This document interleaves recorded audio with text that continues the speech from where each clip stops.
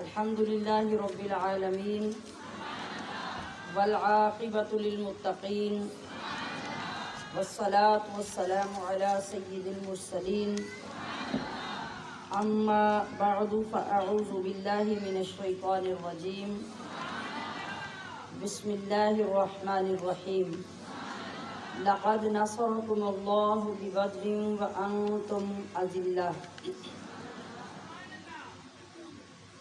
لو جمع علم نساء هذه الأمة فيهن أزواج النبي كان علم عائشة رضي الله عنها أكثر من علمهن صدق الله مولانا العظيم وبلغنا رسوله النبي الكريم الأمين سبحانك لا علم لنا إلا ما علمتنا إنك أنت العليم الحكيم رب اشرح لي صدري ويسر لي أمري واحلل عقدة من لساني يفقهوا قولي اللهم أرنا الحق حقا وارزقنا اتباعه وأرنا الباطل باطلا وارزقنا اجتنابه اللهم إنا نسألك علما نافعا ورزقا طيبا وقلبا منورا وعملا متقبلا إن الله وملائكته يصلون على النبي يا أيها الذين آمنوا صلوا عليه وسلموا تسليما آج ان عظیم بلکہ عظیم الشان اور عظیم المرتبت نفوس قدسیہ کی یاد ہے جن کی بارگاہ میں اگر ہم اخلاص پیش کریں گے، جن کی بارگاہ سے طلب کا جذبہ لے کے بیٹھیں گے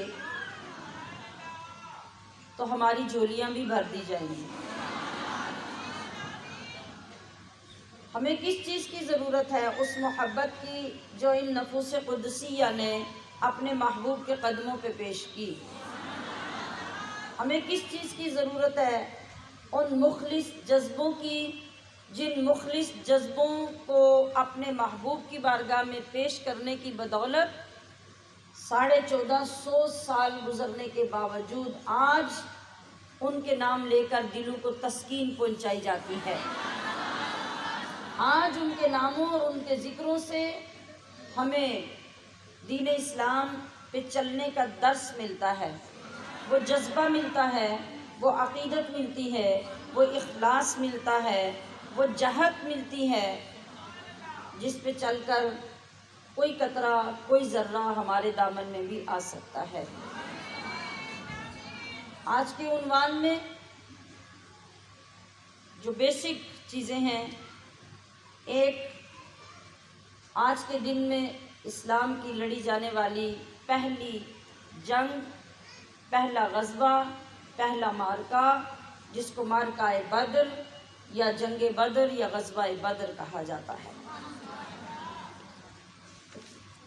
اور وہ غزوہ، وہ دن، وہ معرکہ جو عرب کے روزے کی حالت میں، گرمیوں کے موسم میں اس انداز میں ہوا اور اتنی مشقت سے اس کا آغاز ہوا کہ 12 رمضان کو روزے کی حالت میں، اور روزہ بھی کون سا؟ پہلا روزہ، پہلے سے مطلب اسلام کا پہلا رمضان،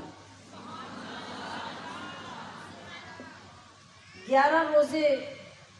حضور کے غلام رکھ چکے ہیں اور 12واں روزہ رکھا ہوا ہے کہ روزے کی حالت میں قافلہ نکلتا ہے معرکہ حق و باطل کے لیے۔ حق اور باطل کی پہلی جنگ، پہلا فیصلہ ہونے جا رہا ہے، اسی لیے اس دن کو یوم الفرقان بھی کہا جاتا ہے کہ حق و باطل میں فیصلہ کرنے کا دن۔ یوم الوفا بھی کہا جاتا ہے کہ آقا کے غلاموں نے ایسی وفائیں رقم کی کہ قیامت تک کوئی ان کو مٹا نہیں سکے گا۔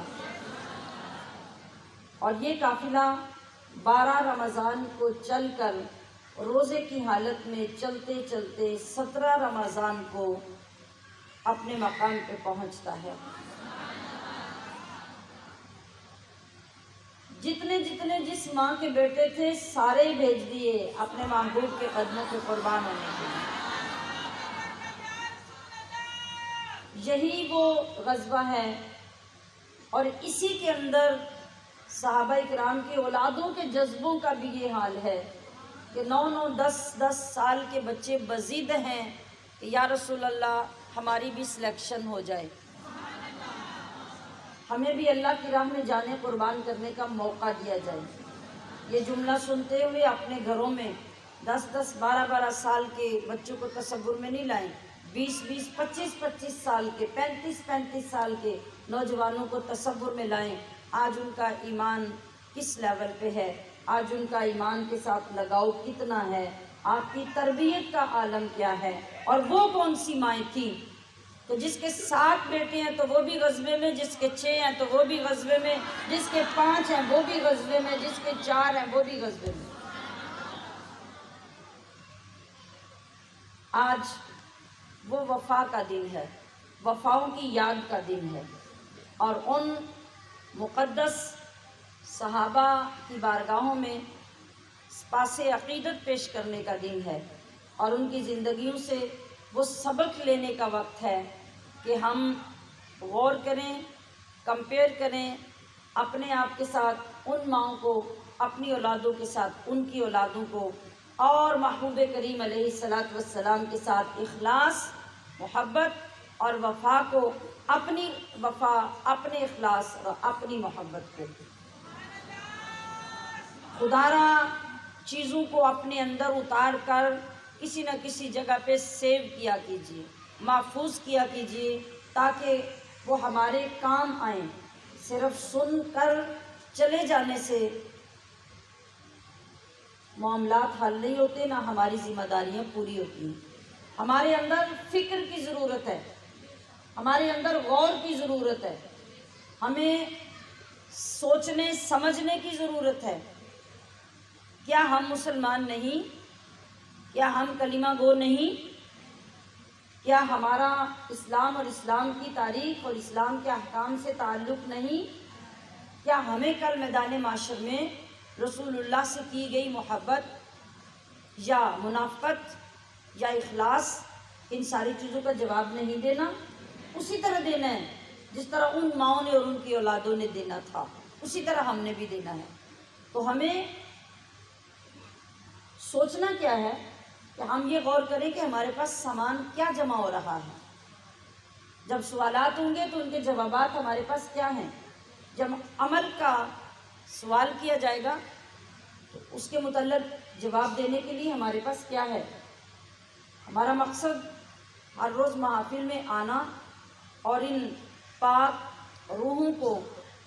اپنی عقیدتوں اور محبتوں کے خراج پیش کرنا،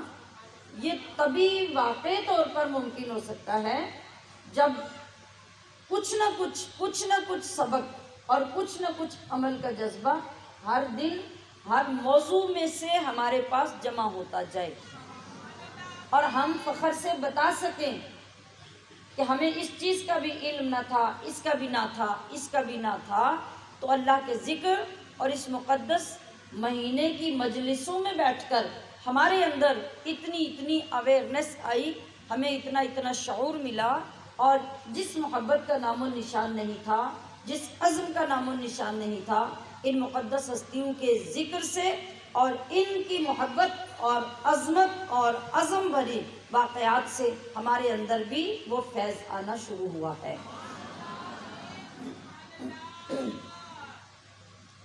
تو جس وقت اہل وفا نے اپنے مال، جان، اولادیں، گھر بار قربان کرنے میں اور نبی کے نام پر چھوڑ کر نکلنے میں کوئی کمی نہیں کی، تو پھر معلوم ہے انعام کیا ملا؟ پھر انعام یہ ملا کہ صحابی کسی کافر کو اپنے قریب دیکھتے ہیں اور تیاری کرتے ہیں کہ اس کا سر قلم کر دوں، اس کی گردن اڑا دوں،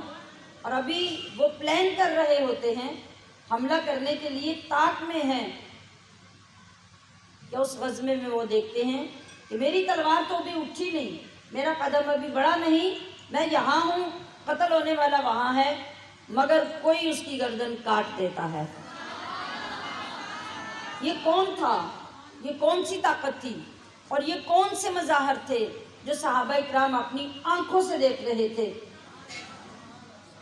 اللہ نے جب اپنے محبوب کے غلاموں کی صداقت اور اخلاص کو دیکھا اور ان کے جذبوں کو دیکھا کہ ان لوگوں نے کچھ بھی پیچھے نہیں چھوڑا، میرے حکم اور میرے محبوب کے حکم پر سب کچھ قربان کر کے نکل آئے، تو اللہ نے پھر باقاعدہ طور پر یہ انعام نازل کیا کہ ان کی مدد کے لیے اس جنگ میں اللہ نے اپنی سواریوں اور گھوڑوں سمیت فرشتے اتارے، جن کی آوازیں بھی صحابہ سنتے تھے۔ اور پھر میں نے عرض کیا کہ ابھی وہ ارادہ کر رہے ہوتے تھے کہ فلاں سردار کو، فلاں کافر کو قتل کریں، آگے بڑھیں، مگر ان کے آگے بڑھنے سے پہلے اللہ کے فرشتے ان کی گردنیں اتار چکے ہوتے تھے۔ تو صرف ایک سبق آج کے دن سے سیکھ لیا جائے تو ہمارے لیے وہ کافی ہو جاتا ہے۔ وہ کیا سبق ہے؟ صحابہ کرام کی بیویوں سے ان کا واسطہ دے کر اللہ کی بارگاہ سے دین کا وہ اخلاص اور دین کی جرأت مانگ لیں، اللہ کے نبی سے اخلاص کے ساتھ محبت مانگ لیں، اور اللہ کی طرف سے آنے والی آزمائشوں پر صبر مانگ لیں، اور پھر اس پہ عمل کی کوشش شروع کر دیں، تو وہ فضا آج بھی پیدا ہو جاتی ہے۔ آج ہمارے پاس وہ فضا نہیں ہے۔ جس وقت ہم یہ فضا پیدا کر دیں، یہ اخلاص پیدا کر دیں، یہ جرأت مانگ لیں، اور اس اخلاص کے ساتھ اپنی اولادوں کو تیار کر دیں اللہ کے نبی کے نام پہ قربان ہونے کے لیے، اللہ کے احکام کو پورا کرنے کے لیے جان لگا دیں، مال لگا دیں، اولاد لگا دیں، تو آج بھی دنیا دیکھے گی کہ آپ کی مدد کو فرشتے آئیں گے۔ اللہ نے کہیں لکھ کر یہ نازل نہیں کیا تھا، رسول اللہ صلی اللہ علیہ وسلم نے کبھی تاریخ میں یہ نہیں فرمایا کہ وہ بس اسی زمانے کے لیے اور اسی دن کے لیے خاص تھے، اس کے آگے پیچھے فرشتے نہ آ سکتے ہیں نہ آئیں گے، نہیں، بلکہ آج بھی، آج کے بعد بھی، قیامت تک جس وقت بھی اسلام والوں کے اندر اخلاص آ جائے گا، محبت وہی آ جائے گی، وہی استقامت آ جائے گی، اور اللہ کے نام پہ اٹھ کھڑے ہوں گے، تو فرشتے آپ کی مدد کے لیے آج بھی اتر پڑیں گے۔ دوسری نسبت آج کے دن کے ساتھ، چونکہ شروع دن کے پیٹرن کا آپ کو علم ہے کہ ہم نے جو ایک سلسلہ اپنا شروع ہے قرآن کریم کا، اس کو ہر روز ساتھ لے کے چلنا ہوتا ہے، اس لیے پہلے سالوں کی طرح کسی موضوع پر ہم اس طرح ڈیٹیل میں بیان نہیں کرتے، صرف ان خاص دنوں میں جو بزرگ اور مقدس ہستیوں کے نام کے ہوتے ہیں ان کے ذکر سے، ان کی بارگاہ سے فیض کی خیرات لیتے ہیں اور آگے بڑھتے ہیں۔ اسی لیے میں آج بھی ان ہستیوں کے نام مختصر طور پہ عرض کر رہی ہوں، تاکہ پھر ہم اپنے سبق کو بھی اپنی روٹین کے مطابق جاری رکھ سکیں، اور پھر ہمارا لائیو محفل میں بیٹھ کر پڑھا ہوا قرآن کریم اور کی ہوئی تلاوت وہ اسی محفل میں ان کے ایصال ثواب میں شامل ہو جائے۔ تو دوسری نسبت آج کے دن کی، وہ بھی آپ کو ماشاءاللہ یاد ہو چکی ہے، وہ کس ہستی کے ساتھ منسوب ہے؟ محبت سے نام لیجئے، حضرت سیدہ طیبہ عائشہ صدیقہ۔ کون عائشہ صدیقہ؟ آپ کی بارگاہ میں منظوم ہدیہ عقیدت پیش کر کے آگے چلتے ہیں۔ جن عائشہ صدیقہ کا ذکر ہم کر رہے ہیں اور ہر سال اللہ کی توفیق سے کرتے ہیں۔ ان کی شان میں چند اشعار کہ عائشہ عائشہ طیبہ عائشہ، صرف نام لینے سے اور نام رکھنے سے فیض نہیں ملا کرتے نا، جب تک ان ہستیوں کی سیرت کو اختیار نہ کیا جائے۔ تو حضرت عائشہ کا مقام کیا ہے کہ عائشہ عائشہ طیبہ عائشہ، عائشہ عائشہ سب کی ماں عائشہ۔ اور اب سوچئے، جواب دیجئے، غور کیجئے کہ ساری امت کی محبوب ماں کون ہے؟ ساری امت کی محبوب ماں کون ہے؟ میرے سردار کی جان جاں کون ہے؟ علم کا ایک بحر رواں کون ہے؟ انتخاب خدائے جہاں کون ہے؟ علم کا ایک بحر رواں کون ہے؟ انتخاب خدائے جہاں کون ہے؟ کس کے بستر پہ آتی تھی وحی خدا؟ کس کے بستر پہ آتی تھی وحی خدا؟ عائشہ عائشہ سب کی ماں عائشہ، عائشہ عائشہ سب کی ماں عائشہ، عائشہ عائشہ طیبہ عائشہ۔ اور آشنائے مزاج نبوت وہ ہیں، کون؟ سیدہ عائشہ۔ آشنائے مزاج نبوت وہ ہیں، پیکر دانش و علم و حکمت وہ ہیں، محرم راز قرآن و سنت وہ ہیں، محرم راز قرآن و سنت وہ ہیں، عارف نقطہ شریعت وہ ہیں، عالمہ فاضلہ طیبہ طاہرہ، عالمہ فاضلہ طیبہ طاہرہ، عائشہ عائشہ سب کی ماں عائشہ۔ ہر مسلمان کی مادر محترم، ہر مسلمان کی مادر محترم، نازش حسن اخلاق جود و کرم، نازش حسن اخلاق جود و کرم، رب کے محبوب کی وہ چہیتی حرم، رب کے محبوب کی وہ چہیتی حرم، مدح خواں جن کے ہیں عرش و لوح و قلم، جن کی عفت کی شاہد کتاب خدا، عائشہ عائشہ سب کی، عائشہ عائشہ سب کی ماں عائشہ۔ اور جن کے آگے اکابر کے بھی سر جھکیں، جن کے آگے اکابر کے بھی سر جھکیں، جن کی فقہی بصیرت کو سب مان لیں، اور جن کی تکریم سارے فرشتے کریں، جن کی تکریم سارے فرشتے کریں، پیار سے جن کو آقا حمیرہ کہیں، جن کے حجرے میں ہیں آج بھی مصطفیٰ، عائشہ عائشہ سب کی ماں عائشہ، عائشہ عائشہ طیبہ عائشہ،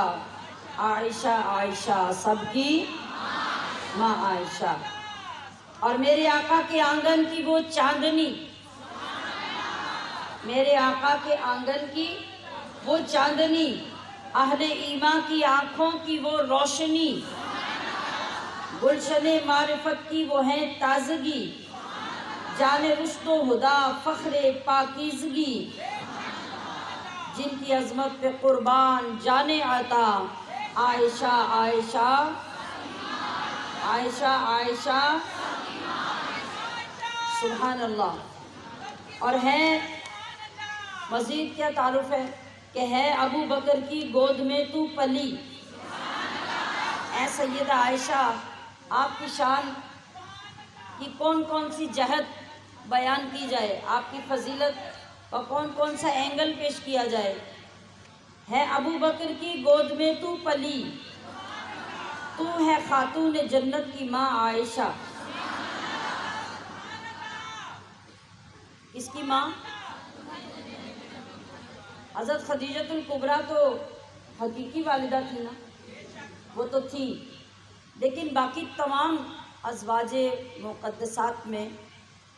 حضرت فاطمۃ الزہرا کے قریب، آپ کی مزاج آشنا، آپ کی ہمدم اور دوست، آپ کی زندگی میں شادی سے پہلے اور شادی کے بعد ہر طرح کی خدمت میں پیش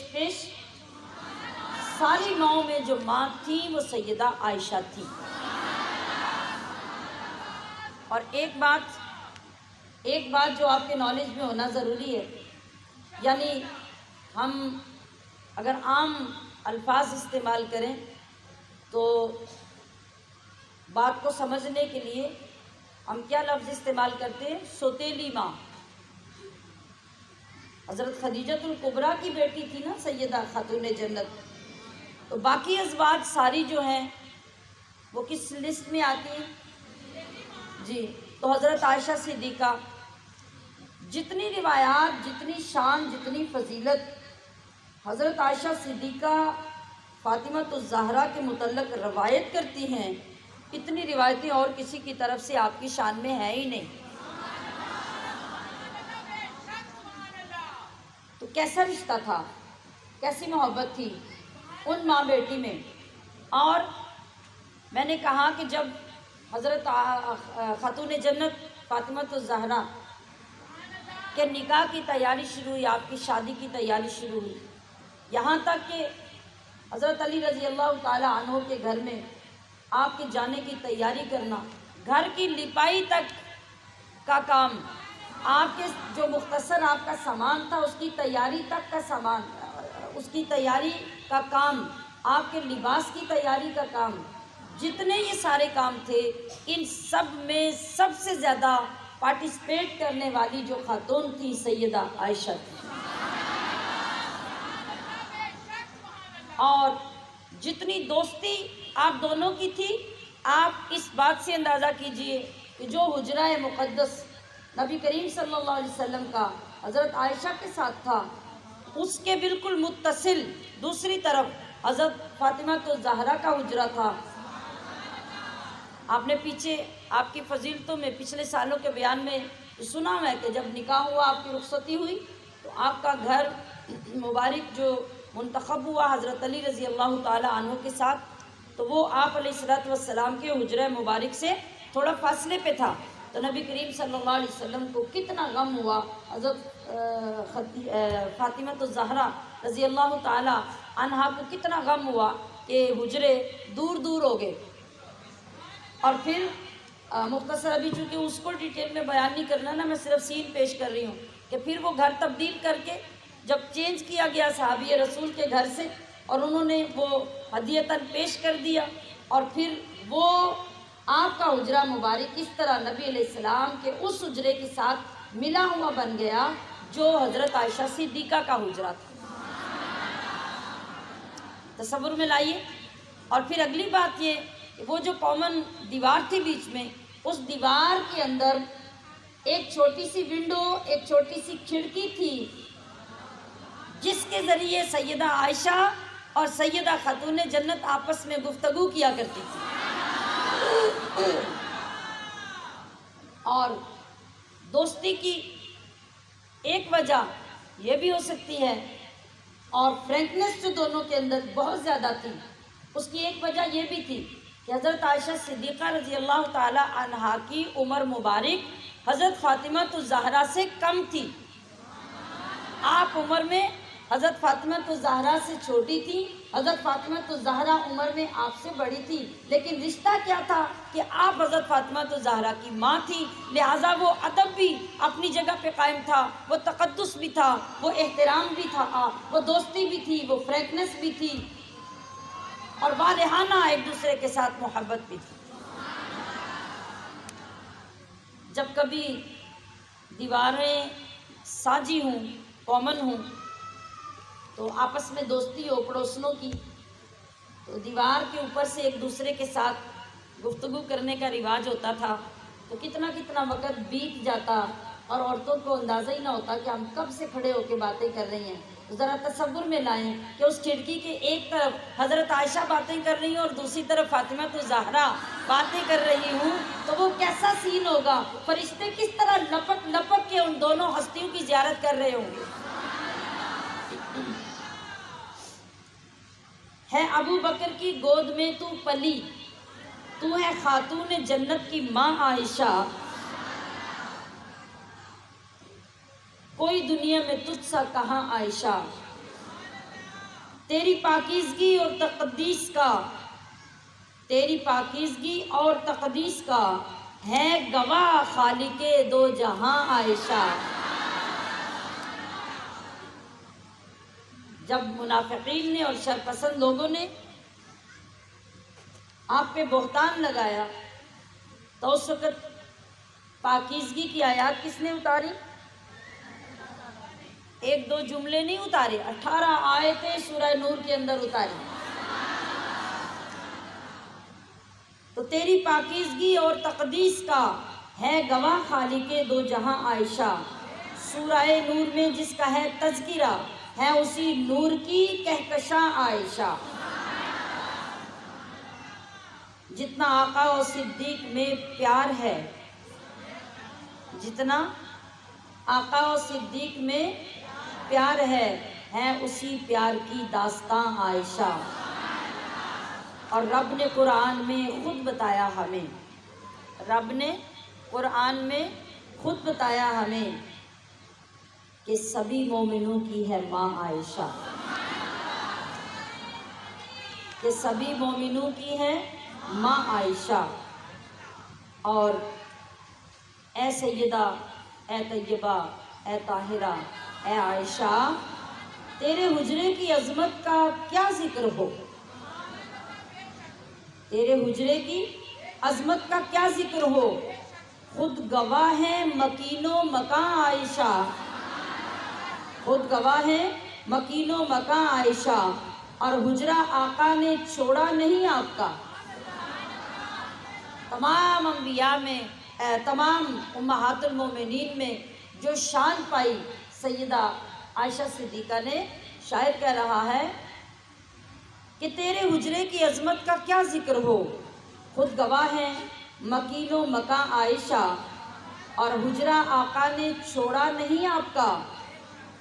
بھیج دی رب نے جنت وہاں عائشہ۔ کیا نام ہے اس ٹکڑے کا جس کے لیے نبی کریم صلی اللہ علیہ وسلم نے کیا فرمایا کہ یہ ریاض الجنہ ہے، یعنی جنت کا ایک ٹکڑا ہے جو آپ کے مزار اقدس سے آپ کے منبر تک، آپ کے گھر سے آپ کے منبر تک ہے۔ تو شاعر کہہ رہا ہے کہ سب لوگ تو اس دنیا سے وصال اگر کرتے ہیں تو جنت میں جاتے ہیں نا، تو اے عائشہ تیرے حجرے کی شان یہ ہے کہ جب تیرے محبوب، تیرے سردار اور کائنات کے والی محمد الرسول اللہ نے تیرے حجرے کا انتخاب کیا اور وصال کے بعد بھی اس جگہ کو پسند کیا، تو اب جنت میں جانا تو کیا بات ہے، رب نے جنت اتار کے تیرے حجرے میں بھیج دی۔ حجرہ آقا نے چھوڑا نہیں آپ کا، بھیج دی رب نے جنت وہاں عائشہ، اور تو جس مقام میں کبھی مکی تھی، تو جس مقام میں کبھی مکی تھی، خدا نے جنت بنا دیا ہے، بنا کے جنت خدا نے اس میں حبیب اپنا سلا دیا، بنا کے جنت خدا نے اس میں حبیب اپنا سلا دیا ہے۔ تو مختصر سے وقت میں خوبصورت ترین الفاظ میں شاعر نے جو آپ کی خدمت میں اپنا ہدیہ عقیدت پیش کیا، اللہ رب العزت ہمیں اس کو سمجھنے کی اور اس کے مطابق آپ کی محبت اور عزت اپنے اندر سمانے کی توفیق عطا فرمائے۔ نبی کریم صلی اللہ علیہ وسلم نے آپ کے لیے کیا فرمایا کہ خواتین کے لیے جتنا علم ہے، جتنی شریعت ہے، جتنا دین ہے، وہ سب حضرت حمیرہ یعنی حضرت عائشہ صدیقہ کے ذریعے سے منتقل ہوا۔ اور پھر خواتین تو خواتین رہ گئیں۔ طبرانی میں اور معجم الکبیر میں روایت ہے کہ لو جمع علم نساء هذه الامت، اگر اس امت کی تمام اجل عالم خواتین بھی ہوں اور ان سب کے علم کو اکٹھا کر لیا جائے، فیہن ازواج النبی، ان عورتوں میں حضور نبی علیہ السلام کی باقی ازواج بھی شامل ہیں، ان سب کا علم اور امت کی تمام صالحات، مومنات، مفسرات، محدثات جو بھی ہوں، ان سب کا علم اگر اکٹھا کر لیا جائے تو کان علم عائشہ رضی اللہ تعالی عنہا اکثر من علمہن، ان تمام کی تمام خواتین سے اکیلی سیدہ عائشہ کا علم زیادہ ہوگا۔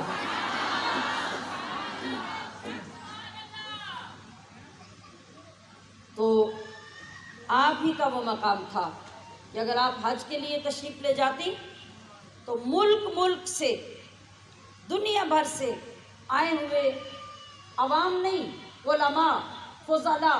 مجتہدین، مفسرین، ان تمام لوگوں کو جب پتہ چل جاتا کہ ام المومنین سیدہ عائشہ کا خیمہ مبارک کہاں لگا ہے، تو وہاں اس قدر رش ہو جاتا لوگوں کا علم سیکھنے کے لیے، سوالات پوچھنے کے لیے، اپنے دین کو سمجھنے کے لیے، کہ لوگ شمار سے باہر ہو جاتے۔ یہ کون ہے؟ یہ ایک خاتون ہے جنہوں نے تمام امت کی خواتین پر احسان عظیم کیا۔ اگر آپ نبی کریم صلی اللہ علیہ وسلم سے علم کے متعلق سوال نہ کیا کرتی اور دین نہ حاصل کرتی، اور وہاں اس وقت کی موجود خواتین کے مسائل بھی نبی علیہ الصلوۃ والسلام تک نہ پہنچاتی، تو خواتین کے لیے دین مرتب کون کرتا؟ اور آج تک جو خواتین کے مسائل اتنی ڈیٹیل میں کتابوں کے اندر موجود ہیں، یہ سب احسان عظیم ہیں سیدہ عائشہ صدیقہ۔ اور آپ کسی ایک جہت سے پرفیکٹ نہیں تھی، بلکہ تفسیر میں، فقہ میں، حدیث میں، علم تاریخ میں، علم اشعار میں، جس جہت سے دیکھیں گے آپ کے پائے کا کوئی شخص نظر نہیں آتا۔ کتنے بڑے بڑے صحابہ ہیں، اجل علماء ہیں، مجتہدین ہیں، فقہاء ہیں، مفسر قرآن ہیں، مگر جب کبھی آقا علیہ الصلوۃ والسلام کے وصال مبارک کے بعد کسی مسئلے میں الجھن پیدا ہو جاتی، ابہام یا سقم پیدا ہو جاتا، اور صحابہ اور بڑے بڑے اجل علماء اور مفتیان مل کر بھی اگر حل نہ کر پاتے تو پھر ایک ہی دروازہ سب کے پاس رہ جاتا، اور وہ دروازہ ہوتا تھا سیدہ عائشہ صدیقہ۔ آپ کے حجرہ مقدس پر پردہ ہوتا، اور بڑے بڑے صحابہ جن کو دیکھ کر دنیا جھک جاتی تھی، وہ آج گھٹنے ٹیکے سیدہ عائشہ کے حجرے میں، حجرے کے باہر پردے کے پیچھے بیٹھ کے آپ سے دین سیکھ رہے ہوتے تھے۔ تو قیامت تک کی خواتین کو سیدہ عائشہ نے یہ سبق دے دیا کہ آپ کے لیے علم سیکھنا کتنا ضروری ہے، اور بے علم زندگی گزارنا یہ کتنا بڑا وبال ہے۔ آپ نے جس انداز سے شریعت کی پاسداری کی، جس طرح اپنے گھر کی بھانجیوں بھتیجیوں کو آپ نے علم دین سکھایا، عمل کی صرف زبانی ترغیب نہیں دی، بلکہ آپ کی اپنی سگی بھتیجی آپ کے سامنے باریک دوپٹہ لے کے یا ایسے لباس میں آ جاتی ہے جس کی شریعت اجازت نہیں دیتی اور ناپسند کرتی ہے، آپ وہ دوپٹہ لے کے پھاڑ دیتی ہیں۔ آپ نبی علیہ الصلوۃ والسلام کے علم کو منتقل کرنے کے لیے اس انداز سے اپنی ذمہ داری پوری کرتی ہیں کہ تاریخ دنگ رہ جاتی ہے۔ آپ کی ذاتی اولاد نہیں تھی، نبی علیہ الصلوۃ والسلام کی تمام اولاد تو حضرت خدیجہ الکبریٰ سے پیدا ہوئی، تو آپ کے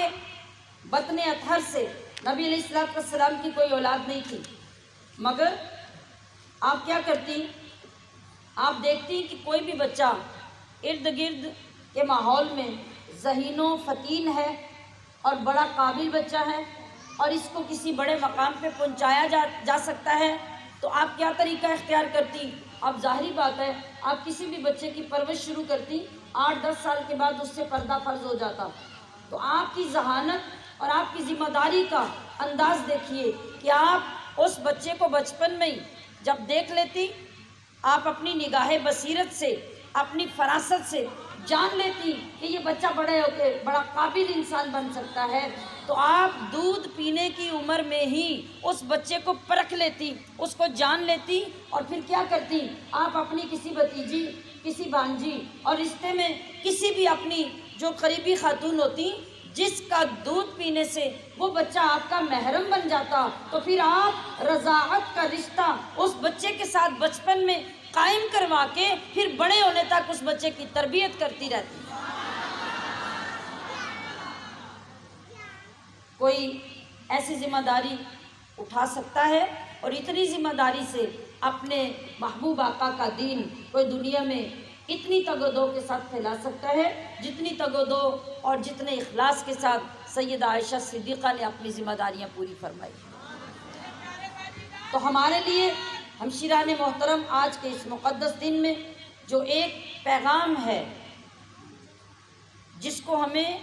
بہت ذمہ داری سے اپنانے کی ضرورت ہے، وہ وہی پیغام ہے جس کے لیے ہم یکم رمضان المبارک سے کوششوں میں ہیں۔ وہ کیا ہے کہ حسب استطاعت دین کا علم حاصل کیجیے، حسب استطاعت اپنے بچوں میں بالخصوص اپنی بیٹیوں کو، اگر آپ اپنے معاشرے کو پاک کرنا چاہتے ہیں، یہاں سے وبال ختم کرنا چاہتے ہیں، ذلت و خواری سے نکلنا چاہتے ہیں، تو پھر آج کے دن میں سیدہ عائشہ صدیقہ رضی اللہ تعالی عنہا کی بارگاہ میں بیٹھے ہوئے آپ کی بارگاہ سے علم کی خیرات مانگیے، وہ خیرات جو وافر مقدار میں آپ ساری زندگی تقسیم کرتی رہی اور بلا امتیاز مردوں عورتوں میں تقسیم فرماتی رہی۔ تو یہ ہمارا حق ہے، ہماری ذمہ داری ہے کہ ہم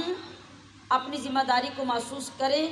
اور اپنا حق آپ کی بارگاہ سے طلب کریں، اور پھر اس کو اس طریقے سے سنبھال کے رکھیں کہ اپنے گھروں میں اپنی بیٹیاں، اپنی پوتیاں، اپنی نواسیاں، بھانجیاں، بھتیجیاں، ان پہ نظر ڈالیں کہ آپ سیدہ عائشہ کی سنت کو پورا کرتے ہوئے کس بچی کا انتخاب کر سکتے ہیں۔ آج بیٹھے ہوئے وعدہ کر کے اس بچی کو اللہ کے دین کی طرف روانہ کر دیجئے، اس بچی کے ذریعے اپنے خاندان کی بنیادیں سنواریے، مضبوط کیجئے، تاکہ اس کے ذریعے آنے والی نسلیں اس راستے پہ چل پڑیں، اور سب سے بڑھ کے یہ بات کہ آپ کے اپنے لیے اس دنیا سے چلے جانے کے بعد عظیم الشان صدقہ جاریہ بن جائے۔ علم کی طرف آئیے، قرآن کے علم کی طرف آئیے، آپ جب اس کا انتخاب کریں گے، حدیث کے علم کی طرف آئیے، جب آپ اس کا انتخاب کریں گے تو اس کے صدقے میں اللہ رب العزت آپ کو دنیا کے علوم سے بھی مالا مال کر دے گا، اس سے بھی بہرہور کر دے گا۔ آپ کو جو عقل، جو دانش، جو سمجھ دین کے علم کے ذریعے سے حاصل ہو سکتی ہے، وہ خالی دنیاوی علوم سے کبھی حاصل نہیں ہو سکتی۔ عزیزات محتشم، اس پیغام کو بڑی توجہ سے سماعت فرمائیے، اور میں نے عرض کیا کہ آپ کی محبتوں کا تقاضا یہ ہونا چاہیے اور ہے کہ آپ یہاں بیٹھے ہوئے آج یہ فیصلہ کریں، اپنے ذہن میں ان تمام بچیوں کی صورت لانے کی کوشش کریں جو آپ کے خاندان اور آپ کے گھروں میں ہیں، اور ان میں جو سب سے کمزور، جو سب سے کم عقل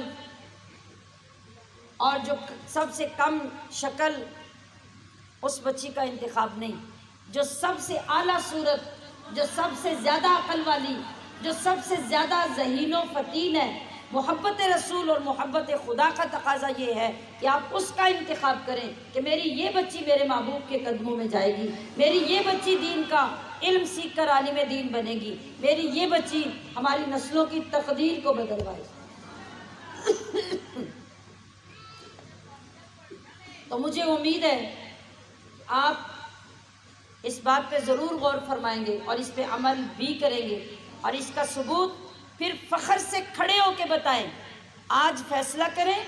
کل میں، پرسوں میں، ترسوں میں، آخری عشرہ جو رہ گیا اس میں کھڑے ہو کے بیان کریں کہ میں نے سیدہ عائشہ صدیقہ یا میں نے حضرت خدیجۃ الکبریٰ یا میں نے حضرت فاطمہ الزہرا کی محبت میں مجبور ہو کر، مجبوری وہ مجبوری نہیں، اس مجبوری کے عشق میں مجبور ہو کر، محبت میں مجبور ہو کر، آپ کے راستے کو پسند کر کے، آپ کی محبت کا تقاضا پورا کرتے ہوئے میں نے اپنی بیٹی کو دین کی طرف لگا دیا اور میں نے اس کا ایڈمیشن کروا دیا۔ تو پھر یقیناً اتنے لوگوں میں کھڑے ہو کے بیان کرتے آپ کو بھی اس پہ فخر ہوگا اور مجھے بھی یقیناً فخر ہوگا، اور ہمارے فخر تو چھوٹے چھوٹے ہیں، اللہ کے محبوب آپ کے اس انتخاب پہ فخر کریں گے کہ آپ نے واقعی میری محبت کا اور میرے اہل بیت کی محبت کا ذکر سنا تو اس کا حق ادا کیا۔ دین اسلام کی تعلیم حاصل کرنے والی بچیاں کبھی دنیاوی تعلیمات سے محروم نہیں رہتی، اور الحمدللہ آپ کی جامعہ میں، ہمارے نیٹ ورک میں تو جس طرح دینی تعلیم پر پوری توجہ دی جاتی ہے، اسی طریقے سے آپ کی بچیوں کو دنیاوی تعلیم بھی ساتھ ساتھ مکمل کروائی جاتی ہے۔ تو پھر آپ کے لیے تو یہ نور علی نور والا معاملہ ہے کہ آپ ایک ہی وقت میں، یعنی آپ نے 2 سال میں صرف ایف اے کرنا تھا، یا 2 سال میں صرف 9th 10th کی کلاس مکمل کرنی تھی، یا 2 سال میں آگے بی اے کرنا تھا، یا آگے 2 سال میں ایم اے کرنا تھا، تو ہم انہی 2 سال میں آپ کو ایٹ اے ٹائم 2 سال کی ایک کلاس اسلامی علوم کی بھی کروا رہے ہیں، اور اسی 2 سال میں آپ کو جنرل نالج بھی آگے پڑھانے کی کوشش کر رہے ہیں۔ تو پھر آپ کے آدھے ٹائم میں ڈبل پروگرس آپ کی ہوتی ہے، اور دونوں علوم آپ کی بچیاں حاصل کر کے اپنی زندگی کو مکمل کرتی ہیں۔ تو آپ کے لیے یہ کتنی خوش بختی کی بات ہے، کتنی سعادت کی بات ہے۔ آپ اپنے بچوں کو تیار کیجیے، اور ماشاءاللہ جو ہماری ینگ جنریشن ہماری محافل میں ہر روز موجود ہوتی ہے، آپ کے اپنے لیے خود یہ سوچنے کا مقام ہے کہ اس وقت آپ سب بالغ ہیں، آپ فیصلہ کرنے کے قابل ہیں، اپنے فیوچر کے متعلق سوچنے اور اس کو اختیار کرنے کے قابل ہیں۔ تو اس سے اچھا موقع، اس سے اچھا راستہ اور اس سے افضل مقام آپ کا اور کوئی نہیں ہو سکتا کہ آپ ایک ہی وقت میں ان چیزوں کا انتخاب کر کے آگے بڑھیں۔ آپ دیکھیں کہ دنیا اور آخرت میں نہ صرف آپ کے لیے بلکہ آپ کے ماں باپ کے لیے اللہ کتنی عزتوں کے سامان پیدا کرتا ہے۔ اللہ پاک ہمیں ہر روز کی دعا کی طرح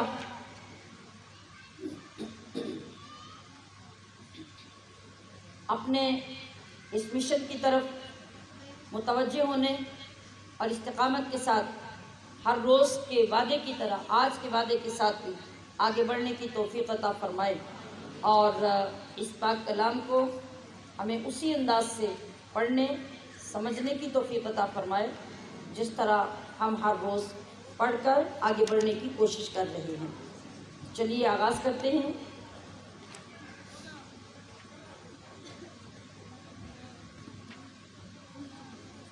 ہماری کل کے سبق میں اس رکوع کی آخری آیت رہ گئی تھی، ترجمہ ہم نے پڑھا تھا، اس کا پڑھا تھا۔ رکوع سے پیچھے والی جو آیت میں قال ابراہیم ربی ارنی،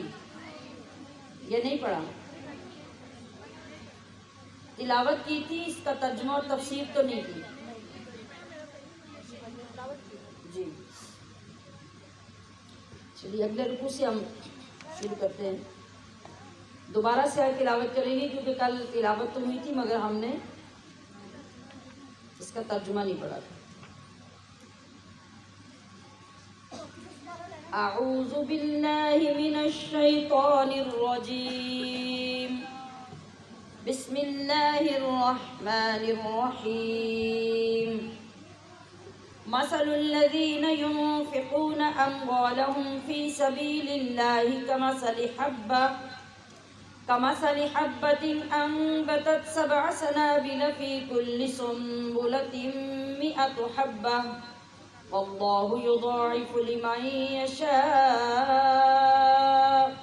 والله واسع عليم.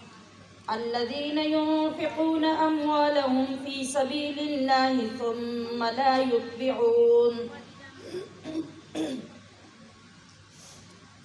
لا يتبعون ما أنفقوا منا ولا أذى لهم أجرهم عند ربهم ولا خوف عليهم ولا هم يحزنون. قول معروف ومغفرة خير من صدقة يتبعها أذى والله غني حليم. يا أيها الذين آمنوا لا تبطلوا صدقاتكم بالمن والأذى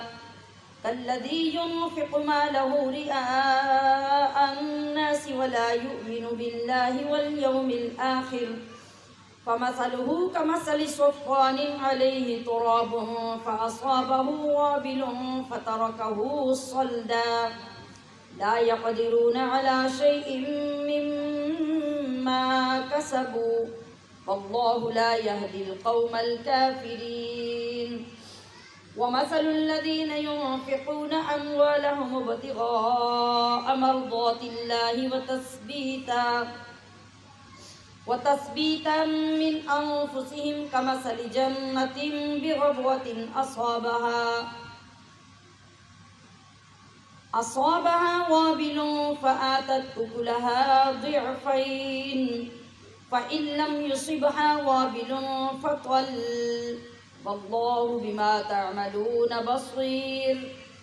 أيود أحدكم أن تكون له جنة من نخيل وأعناب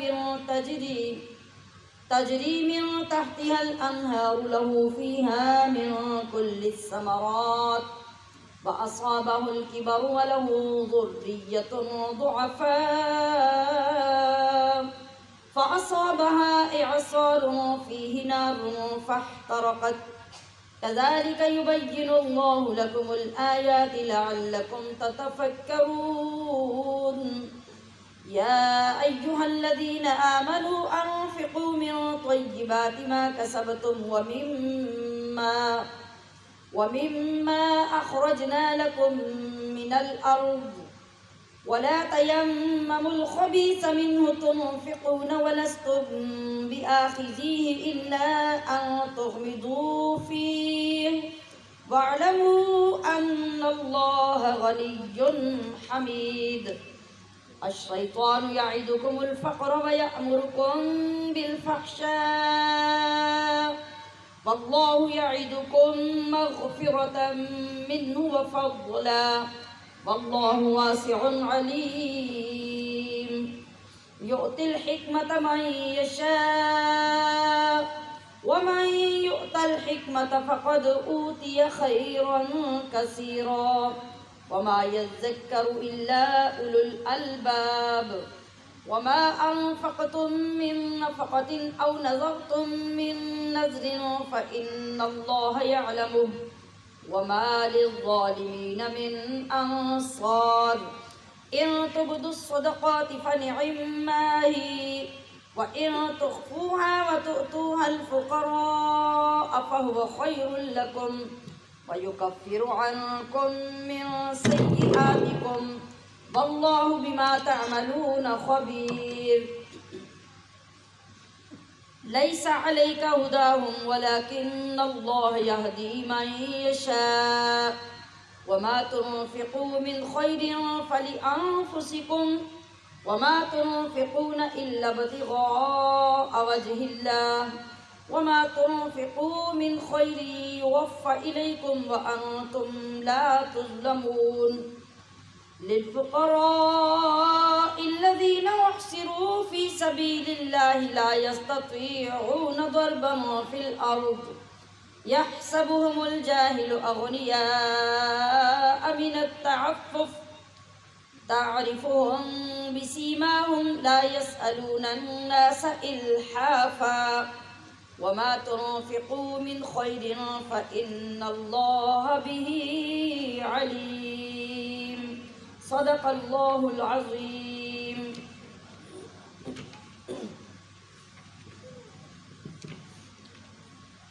میں نے پہلے بھی ایک دو مرتبہ گزارش کی ہے کہ جب اللہ پاک کی رحمت، نعمت، جنت اور اس کی صفات کا ذکر آئے تو محبت سے سبحان اللہ کہا کریں. اس لیے نہیں کہ اللہ کو آپ کے سبحان کہنے کی ضرورت ہے، اللہ تو ہے ہی سبحان. یہ آپ کی اپنی زبانیں پاک کرنے کا سامان ہے. بار بار جب آپ اللہ کی صفت، جنت، اس کی نعمت یا اس کی طرف سے اجر و ثواب سنتے ہیں، اتنا تو پتہ چل جاتا ہے نا آپ کو سنتے ہوئے. جب ان اللہ علی کل شیء قدیر کہیں آپ کو پتہ چل جاتا ہے نا کہ اللہ کی شان ہے. علیم الحکیم اللہ کی شان ہے. غفور الرحیم اللہ کی شان ہے. بکل شیء علیم اللہ کی شان ہے. جہاں اللہ کے ساتھ یہ بات ذکر ہو رہی ہے تو اتنی تو پہچان آپ کو ہے. تو جب آپ اس کو سن کر سبحان اللہ کہتے ہیں تو گویا آپ دل سے مان رہے ہیں کہ اللہ ایسا ہی ہے. یہ آپ کا اقرار نوٹ ہوتا ہے، آپ کا اقرار لکھا جاتا ہے. اور آپ کو اس کی فکر رکھنی چاہیے کہ ہماری گواہیاں زیادہ سے زیادہ اللہ کے حضور پیش ہوں. اور جب دوزخ کی بات آئے، النار، نار کا لفظ کیا ہے؟ آگ، آگ کی بات آئے، جہنم کی بات آئے، ٹھیک ہے، یا اس کے ناراضگی کی بات آئے، یا کافروں کی بات آئے، یا مشرکوں کی بات آئے، اتنی سمجھ تو سب کو آ جاتی ہے. تو ایسے میں آپ کو اللہ سے توبہ کرنی چاہیے، لا حول ولا قوہ پڑھنا چاہیے، استغفر اللہ کہنا چاہیے. یہ آداب ہیں، یہ مینرز ہیں قرآن کریم کی تلاوت سننے کے. اور اس کو آپ آہستہ آہستہ عادت بنائیں گے تو پھر وہ جو ایک جمود اور سکوت اور بغیر کسی جذبے کے قرآن پاک سن رہے ہیں، پڑھ رہے ہیں، سن رہے ہیں، وہ تب ختم ہوگا اور آپ کے اندر ایک محبت کی ہلچل پیدا ہوگی. اب تو سمجھاتے سمجھاتے بہت تھوڑے سے دن ہمارے پاس باقی رہ گئے.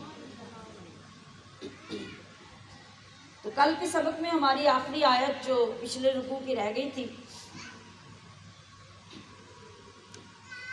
اس میں کس چیز کا ذکر ہے؟ وَإِذْ قَالَ إِبْرَاهِيمُ، اور جب عرض کی ابراہیم نے، ربی، اے میرے رب، آرینی، مجھے دکھا دے، کیفا، کیوں کر، تحیی، تو زندہ کرے گا، الموتا، مردے. یہ اسی طرح کا سوال ہے نا جو کل حضرت عزیر علیہ السلام نے کیا تھا. عزیر علیہ السلام نے وہ ایک بستی دیکھی تھی بیت المقدس، اور وہاں پہ انہوں نے دیکھا کہ ہر چیز ڈہی پڑی ہے، گری پڑی ہے، اور کوئی بندہ نہیں، کوئی مکان نہیں، کوئی کچھ نہیں.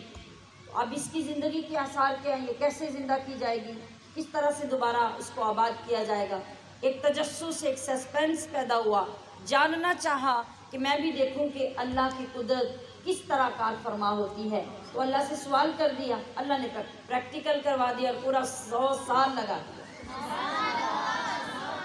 پورا 100 سال لگا دیا اور پریکٹیکل کروا کے دکھا دیا.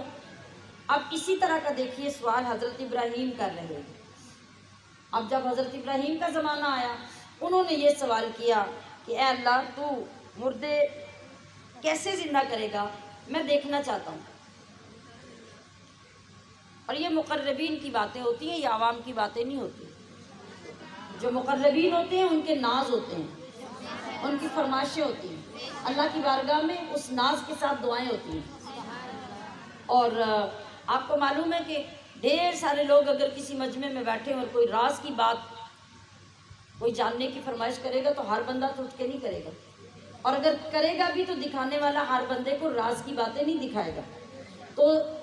اظہار بھی وہی کرتا ہے جو بڑے قرب والا ہوتا ہے، اور دکھایا بھی اسے جاتا ہے جو بڑے قرب والا ہوتا ہے، اور پھر اس کے ذریعے سے عوام الناس کو مطلع کیا جاتا ہے. تو حضرت عزیر بھی اللہ کے نبی تھے، یہ بھی اللہ کے نبی، بلکہ یہ تو خلیل ہیں اللہ کے. تو اب جب یہ سوال کیا تو اللہ پاک نے آگے اس سے جواب کیا دیا، قالا فرمایا، اولم تؤمن، کیا تجھے یقین نہیں؟ تو میرا خلیل ہے تو تیرا بھی کو بنتا ہے کہ تو یہ سوال کرے، تجھے یقین نہیں کہ میں کیسے زندہ کروں گا؟ قال بلا، ابراہیم نے عرض کی، اے اللہ کیوں نہیں، یقین تو ہے، ولیکن لیطمئن قلبی، میں اپنے دل کا اطمینان چاہتا ہوں کہ میرے دل کو قرار آ جائے اور میں اپنی آنکھوں سے دیکھوں تو مجھے کیا ہوتا ہے، ایک ہوتا ہے یقین، ایک ہوتا ہے عین الیقین، یعنی جب آپ آنکھوں سے دیکھ کر کسی چیز پہ یقین کرتے ہیں تو وہ کیا ہوتا ہے، عین الیقین۔ تو میں عین الیقین چاہتا ہوں، یعنی میں دیکھنا چاہتا ہوں، میرے اندر ایک تجسس ہے یہ سب کچھ کیسے ہوگا۔ قال، اللہ نے فرمایا، فخذ، تو اچھا تم لے لو، اربعۃ من الطیر، 4 پرندے، مختلف طرح کے 4 پرندے لے لو، فسرہن، پھر ان کو ہلا لو، الیک، اپنے ساتھ، ہلا لو، یہ وہ پنجابی میں بھی لفظ یوز ہوتا ہے کہ جو جانور ہوتے ہیں نا بندے نے رکھے ہوتے ہیں، پنجابی میں بھی کہتے ہیں کہ میرے نال ہلے ہے، کہتے ہیں نا، اب سمجھ آ گئی، ہلا لو کا مطلب یعنی مانوس کر لو، مانوس کر لو، جو بھی جانور آپ گھر میں پالتے ہیں، وہ بلی ہے، مرغی ہے، حتیٰ کہ کتا ہے اور بکری ہے، گائے ہے، وہ آپ کی آوازوں کو پہچانتی ہے۔ مالک اگر گھر سے چلا جائے نا تو جانور بھی اداس ہو جایا کرتے ہیں، پتہ ہے، ان کو بھی بچوں کی طرح پتہ ہوتا ہے کہ یہ ہاتھ کس کے لگ رہا ہے، یہ ہمیں چیز کون دے رہا ہے، تو اس طریقے سے اللہ نے فرمایا کہ ان کو اچھی طرح اپنے ساتھ مانوس کر لو۔ ثم اجعل علی کل جبل، پھر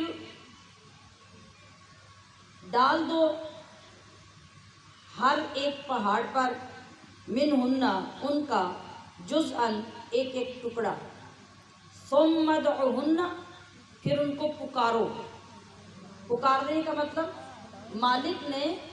گھر میں جو جانور رکھے ہوتے ہیں، پتہ ہے ان کے پیار سے نام بھی رکھے ہوتے ہیں، اور پھر اپنی ایک مخصوص آواز ہوتی ہے، جب وہ مالک آواز نکالتا ہے، آپ مرغی کو دیکھ لے بلا کے، وہ یوں بھاگتی آتی ہے پورے ٹبر سمیت، سارے بچے اس کے پیچھے ہوتے ہیں، آپ کی ایک آواز پہ وہ بھاگتی آتی ہے، ایسے ہی باقی جانور بھی ہوتے ہیں۔ تو پھر اللہ نے فرمایا پھر ان کو پکارو، یاتینک، تو وہ چلے آئیں گے تمہارے پاس، سعیا، بھاگتے ہوئے، وعلم، اور جان رکھو، ان اللہ عزیز حکیم، کہ اللہ غالب حکمت والا ہے۔ اب یہ واقعہ اس طرح ہوا کہ مفسرین نے قرآن پاک کی تفسیروں میں لکھا ہے کہ سمندر کے کنارے ایک بندے کی لاش پڑی تھی، تو جس وقت سمندر کا پانی لہروں کے ساتھ چڑھتا ہے، آتا ہے، زور سے لہر آتی ہے تو پانی اچھلتا ہوا باہر آتا کنارے پر، تو جو مچھلیاں اس پانی کے اندر ہوتی وہ جب باہر آ کے گرتی تو وہ اس لاش کو کھاتی، ٹھیک ہے۔ آپ نے دیکھا ایسا ہوا کہ انہوں نے لاش کو کھایا، پانی اتر گیا، پانی جب اترا اور خشکی ہو گئی، پھر جنگل کے درندے باہر نکلتے ہوئے پھرتے ہوئے آئے تو ان درندوں نے اسی لاش میں سے گوشت کھایا، وہ چلے گئے۔ جب وہ گئے، میدان خالی ہوا تو آسمان سے اڑتے ہوئے جو پرندے تھے وہ نیچے اترے اور ان پرندوں نے اس آدمی کی لاش کو کھایا۔ یہ سب کچھ ابراہیم علیہ السلام نے دیکھا، مچھلیاں آئیں، انہوں نے بھی اس لاش میں سے کھایا، درندے جنگل کے آئے، انہوں نے بھی کھایا، پرندے اترے، انہوں نے بھی کھایا۔ بڑے حیران ہوئے، اللہ کی بارگاہ میں عرض کی، اے اللہ، مجھے یقین تو ہے کہ تو مردوں کو زندہ کرے گا،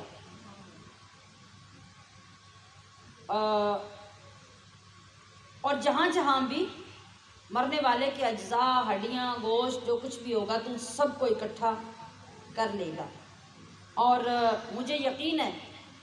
کہ اگر پرندوں کی پوٹوں کے اندر بھی کوئی ذرہ کسی گوشت کا، کسی ایک بندے کا یا کسی جاندار کا پہنچ چکا ہے تو اس کو بھی نکال کے اکٹھا کر لے گا۔ تو قادر ہے۔ یہ ساری چیزیں کمزور نہیں ہیں، ان میں سے کسی چیز کے بارے میں میرا یقین کمزور نہیں، سب چیزوں پہ یقین ہے۔ لیکن میرا دل چاہتا ہے کہ یہ عجیب ترین منظر کہ جب تو کہیں کہیں سے ذرہ ذرہ بوٹیوں کا اکٹھا کر کے دوبارہ جسم کو جوڑے گا، تو میں وہ منظر آنکھوں سے دیکھنا چاہتا ہوں۔ تو مفسرین کا ایک قول یہ بھی ہے کہ جب اللہ تعالیٰ نے حضرت ابراہیم کو اپنا خلیل بنایا تو حضرت ملک الموت اللہ کے اذن اور اجازت سے آپ کو یہ خوشخبری سنانے آئے کہ اللہ نے آپ کو اپنا خلیل بنایا ہے۔ آپ نے جب یہ بشارت حضرت جبریل سے سنی، مطلب کہ مجھے اللہ نے خلیل بنانا ہے یا بنایا ہے، تو آپ نے کہا کہ مجھے کیسے پتہ چلے گا کہ میں اللہ کا خلیل ہوں، میرے پاس کیا نشانی ہوگی؟ انہوں نے عرض کی حضرت جبریل نے کہ اے ابراہیم، آپ کے خلیل بننے کی نشانی یہ ہوگی، آپ اللہ سے جب دعا کریں گے تو اللہ دعا قبول فرمائے گا، اور آپ کے سوال کرنے پر اللہ پاک مردے زندہ کرے گا۔ یہ بات پہلے آپ کو معلوم ہو گئی۔ آپ نے جب یہ منظر دیکھا تو سوچا کہ میں دعا کروں اور مجھے نشانی بھی مل جائے، مجھے یقین بھی ہو جائے۔ آپ نے دعا کی کہ اے اللہ مجھے دکھا، سارا پروسیس مجھے دکھا کہ تم مردوں کو زندہ کیسے کرے گا اور کیسے کرتا ہے۔ اب اللہ تبارک و تعالیٰ نے سوال پر سوال کیا، اور یہ سوال کیوں ضروری تھا کہ خدا نہ خواستہ آج ہمارے جیسے لوگ صدیوں بعد پیدا ہونے والے کہیں اس سے غلط استنباط کر کے یہ نہ سمجھ بیٹھتے کہ اللہ کے نبیوں کو بھی اس بات پہ یقین نہیں تھا، ہمیں نہیں ہوگا تو کیا بات۔ اللہ تعالیٰ نے خود سوال پر سوال کر کے اس کو کلیئر کیا کہ اے میرے خلیل، اے میرے نبی، تجھے سوال کرنے کی حاجت کیوں ہے؟ کیا تجھے اس بات پہ یقین نہیں؟ اللہ عالم الغیب والشہادہ ہے، تجھے اس بات پہ یقین نہیں؟ اللہ تعالیٰ نے خود سوال کیا تاکہ جب جب دنیا میں لوگ آئیں اور میرے کلام کو پڑھیں انہیں واضح ہو جائے کہ میرے خلیل نے سوال کیوں کیا تھا۔ تو حضرت ابراہیم علیہ السلام نے عرض کی اے اللہ یقین کیوں نہیں؟ یقین تو ہے، لیکن میں چاہتا ہوں کہ میں اپنی آنکھوں سے یہ سب کچھ ہوتا ہوا دیکھوں، میرے دل کو قرار آ جائے اور تسکین ہو جائے، اور اس بات پہ بھی مجھے تسکین ہو جائے جو جبریل نے مجھے بتائی ہے کہ جب میں تجھ سے سوال کروں گا تو تو میرا سوال پورا کرے گا، میں مانگوں گا تو عطا کرے گا، تو مجھے اس بات پہ بھی یقین ہو جائے گا کہ واقعی میں تیرا خلیل ہوں۔ دونوں باتوں پہ یقین ہو جائے گا، اس لیے میں نے تجھ سے سوال کیا۔ اب حضرت ابراہیم علیہ السلام کی اس فرمائش اور اس دعا پر اللہ نے حکم دیا، کیا ابھی آپ نے پڑھا فَخُذْ أَرْبَعَةً مِنَ الطَّيْرِ، کیا ابراہیم پھر 4 پرندے لے لو، ان کو اپنے ساتھ اچھی طرح ہلا لو، یعنی کچھ عرصہ اپنے پاس رکھو، وہ تمہاری آواز کے مانوس ہو جائیں، پھر ان کو ذبح کرو۔ پہاڑوں پہ ڈالنے کا مطلب وہ اجمال ہے نا، وہاں پہ آیت کے اندر ڈیٹیل کیا ہے کہ ان کو اچھی طرح مانوس کر کے پال کے پھر یہ کرو کہ ان کو ذبح کرو، اور ذبح کر کے ان کا قیمہ بناؤ، ان کا قیمہ بناؤ۔ قیمہ بنا کے 4 پرندوں کا قیمہ آپس میں مکس کرو، الگ الگ نہیں رکھنا، سارا قیمہ مکس کر دو، اور اس کے بعد کچھ حصہ لے کے مکس قیمے کا مختلف پہاڑوں کے اوپر رکھ دو، پہاڑوں کے اوپر رکھ دو۔ آپ گئے اسی طرح سارا کچھ کر کے پہاڑوں کے اوپر چاروں طرف مختلف مقامات پہ قیمہ رکھ دیا، جو ان کے پرندوں کے سر تھے وہ آپ کے پاس تھے۔ اللہ کے حکم کے مطابق انہوں نے 4 پرندے لیے۔ بعض روایات کے مطابق وہ 4 پرندوں میں ایک مور تھا، ایک مرغ تھا، ایک کبوتر اور ایک کوا۔ 4 پرندے، کیا؟ مور، مرغ، کبوتر، کوا۔ انہیں اللہ کے حکم کے مطابق ذبح کیا، ان کے پر اکھیڑے، کھال اتاری، گوشت نکالا، قیمہ کیا، اسی طرح سے سارا کر کے ایک ایک پہاڑ پہ رکھا، سارا اپنے پاس رکھے۔ جب یہ سارا کر چکے تو درمیان میں کھڑے ہو کے آپ جس انداز سے اپنے پرندوں کو بلایا کرتے تھے نا،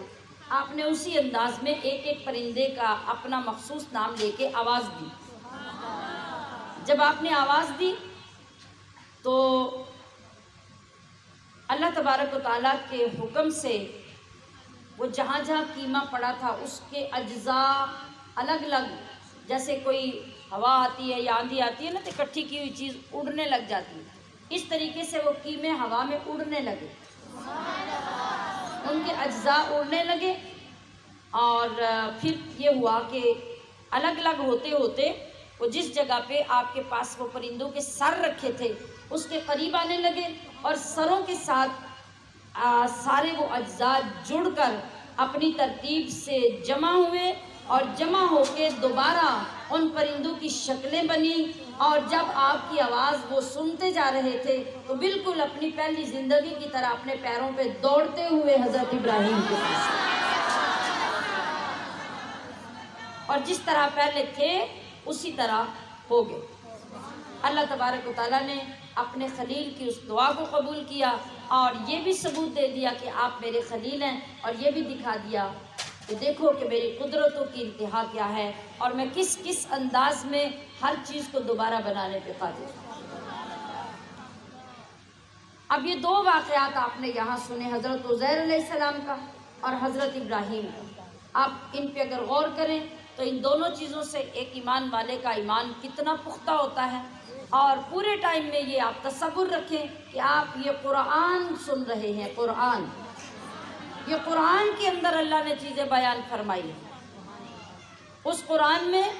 جس کو 50 60 70 سال کی عمر تک ہم نے کھول کے دیکھا ہی نہیں تھا کہ اس کے اندر رب نے کیا لکھا ہوا ہے، کیا بیان فرما رہا ہے۔ آج آپ سننے لگے تو آپ کو پتہ چلا کہ اگر اس قرآن کو اتنی محبت سے سنا یا پڑھا جائے تو کسی اور کتاب کی ضرورت رہ جاتی ہے جس سے ہم اپنا دل بہلائیں، جس سے ہم اپنی بوریت دور کرنے کے لیے اس کی اسٹڈی کریں یا مطالعہ کریں۔ اس سے بڑھ کر کون سی کتاب ہوگی جس میں دلچسپ ترین چیزیں اللہ نے بیان کر دی۔ تو معلوم کیا ہوا اس سے؟ ایک تو یہ بات پتہ چلی کہ اللہ تعالیٰ اپنے نبیوں کی دعائیں قبول کرتا ہے، جیسی دعا بھی ہے اللہ نے قبول کی۔ حضرت عزیر علیہ السلام کی کس طرح قبول کی، ابراہیم علیہ السلام کی کس طرح قبول کی۔ پھر نبیوں کی دعاؤں سے اللہ مردوں کو زندہ کرتا ہے، اور انسان کا جتنا یقین کامل ہوتا ہے اتنا اس کا ایمان بڑھتا چلا جاتا ہے۔ یہ اس واقعے سے ہمیں سمجھ آئی۔ اور جب انسان اللہ کے قریب ہوتا ہے، اللہ اور اس کے رسول کی راہ پہ چلتا ہے، اور جب اس کو اللہ کی قدرتوں کا مشاہدہ ہوتا ہے تو اس سے بڑا فائدہ کیا ہوتا ہے کہ اللہ والوں کو اللہ کی پہچان اور اللہ کی معرفت پہلے سے بھی زیادہ نصیب ہو جاتی ہے۔ تو آگے اگلا رکوع جو آ رہا ہے اس میں ہمیں اللہ نے اپنی راہ میں خرچ کرنے کی ترغیب اور اس کے انعامات ذکر کیے، اور یہ وہ آیت کریمہ ہے جس پر بہت مرتبہ مستقل بیان آپ کی خدمت میں پیش کر چکی ہوں، بہت سے مہینوں میں، بہت سے سالوں میں، مختلف انداز سے۔ تو اب اس کو تو سنتے ہی آپ کو یاد آ جانا چاہیے۔ باہر کیا پھر بھی ہم مختصراً آگے بڑھیں گے۔ مثل الذین ينفقون، مثال ان کی جو خرچ کرتے ہیں، اموالہم، اپنے مال، فی سبیل اللہ، اللہ کی راہ میں، کمثل حبۃ، اس دانے کی طرح ہے، انبتت، جس نے اگائی، 7 سنابلا، بالیاں، بالیں بھی بولا جاتا ہے، بالیں، بالیاں اور سٹے جو ہمیں زیادہ سمجھ آتے ہیں، 7 سٹے، فی کلی سنبلۃ، ہر بالی میں یا ہر سٹے میں 100 حبہ، 100 دانے، واللہ یضاعف، اور اللہ اس سے بھی زیادہ بڑھائے، لمن یشاء، جس کے لیے چاہے، واللہ واسع علیم، اللہ وسعت والا، علم والا ہے۔ کتنی صاف، کتنی سادہ اور ایگزیکٹ مثال ہے جو ہر بندہ سمجھ سکتا ہے۔ دانہ، ایک دانہ آپ زمین کو تیار کر کے اس کے اندر ڈالیں، اس کو سمجھنے کے لیے آپ گندم نہیں اگائیں، ایک دانہ زمین کے اندر دبا دیں، وقت پہ اس کو نرمی پہنچائیں، اس کو نمی پہنچائیں، پانی پہنچائیں، جو بھی ضرورت ہے آپ اس کے مطابق اس کی احتیاط کریں۔ آپ دیکھیں گے کہ وہ ایک دانہ جو آپ نے زمین میں چھپایا تھا، اپنے مقررہ ٹائم کے مطابق ایک باریک سے تنکے کی صورت میں وہ دانہ گل کر اس صورت میں ظاہر ہوگا۔ آپ اس کی کیئر کرتے جائیں۔ اس مثال کو اگر یوں سمجھنا چاہتے ہیں یا اپنے تصور میں لائیں کہ کس کو نہیں پتہ گندم کی اگانے اور گندم کے نشو و نما اور ان ساری چیزوں کو تو ہر بندہ جانتا ہے کہ ہر علاقے میں گندم اگائی جاتی ہے۔ تو کیا ہوتا ہے، وہ معمولی سا تنکا بڑھتا ہے اور پھر پورا ایک پودے کی صورت اختیار کرتا ہے، اور اس کے دائیں بائیں پھر کیا ہوتا ہے، وہ سٹے نکلنے لگتے ہیں۔ وہ جو ایک تنا نکلتا ہے، اس تنے کے ساتھ سٹے نکلتے ہیں۔ اگر زیادہ سٹے نہ بھی نکلیں، اگر ایک تنے پر ایک ہی سٹا لگے تو ہم دیکھتے ہیں کہ سٹا ایک نہیں ہوتا، اس پہ ایک تنے پہ کئی سٹے اگتے ہیں۔ اس لیے کہا کہ واللہ یضاعف لمن یشاء، ضروری نہیں کہ ایک تنے پہ اللہ ایک ہی سٹا لگائے، وہ جتنے چاہیں ایک تنے پہ سٹے لگائے۔ اب 7 بالیں، 7 سٹے لگیں تو ہر سٹے کے اندر 100 دانہ، اور 100 کو 7 سے جب آپ ضرب دیتے ہیں تو کتنے بن گئے، 700۔ اللہ یہ سمجھانا چاہ رہا ہے کہ اے بندے، یہ میری مثالیں تو تیری آنکھوں کے سامنے ہیں، تو مانتا ہے نا کہ میں اتنا دے سکتا ہوں، تو نے تو اتنا سا ایک دانہ زمین میں چھپایا تھا، اب دیکھ میں نے تجھے کیا دیا، اور یہ تو میں نے تجھے دنیا میں دیا ہے۔ تو جو لوگ اسی طرح اللہ کی راہ میں اللہ کی رضا کے لیے اپنے مال میں سے خرچ کرتے ہیں، اللہ سمجھانا یہ چاہ رہا ہے کہ وہ بالکل اسی طرح جس طرح ایک دانے سے 7 سٹے اور 7 سٹوں میں 100 دانہ تمہیں ایک دانے سے عطا کر رہا ہے، اسی طرح تجھے اپنی راہ میں خرچ کیے ہوئے مال کے بدلے میں جب دینے لگے گا تو ایک کے بدلے 10 نہیں، 70 نہیں، 700 تک تو وہ لازمی دے گا۔ اور یہ مت سمجھنا کہ 700 ہی آخری حد ہے، بلکہ واللہ یضاعف لمن یشاء، اس سے زیادہ اور زیادہ اور زیادہ جسے چاہے گا اللہ اس کا بدلہ عطا کرے۔ جس طرح دیکھیں،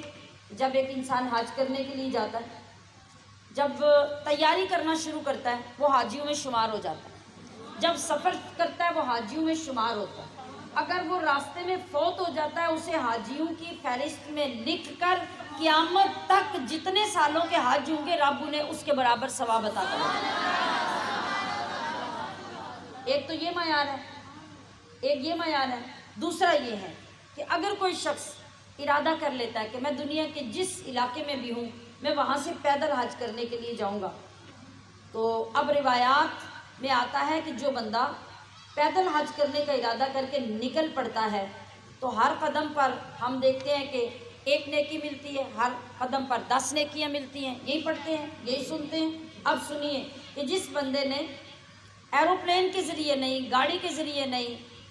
مطلب اس طرح ٹریول نہیں کیا بلکہ پیدل نکل پڑا، اس نے کہا کہ میں نے پیدل ہی حج کرنا ہے، وہ جہاں بھی تھا، مہینوں میں گیا، سال میں گیا، جتنے عرصے میں پہنچا، اب اس نے جب اللہ کی راہ میں اتنی محبت کا اظہار کیا تو روایات میں آتا ہے کہ اس بندے کو ہر قدم کے بدلے 7 کروڑ نیکیاں اللہ عطا کرتا ہے۔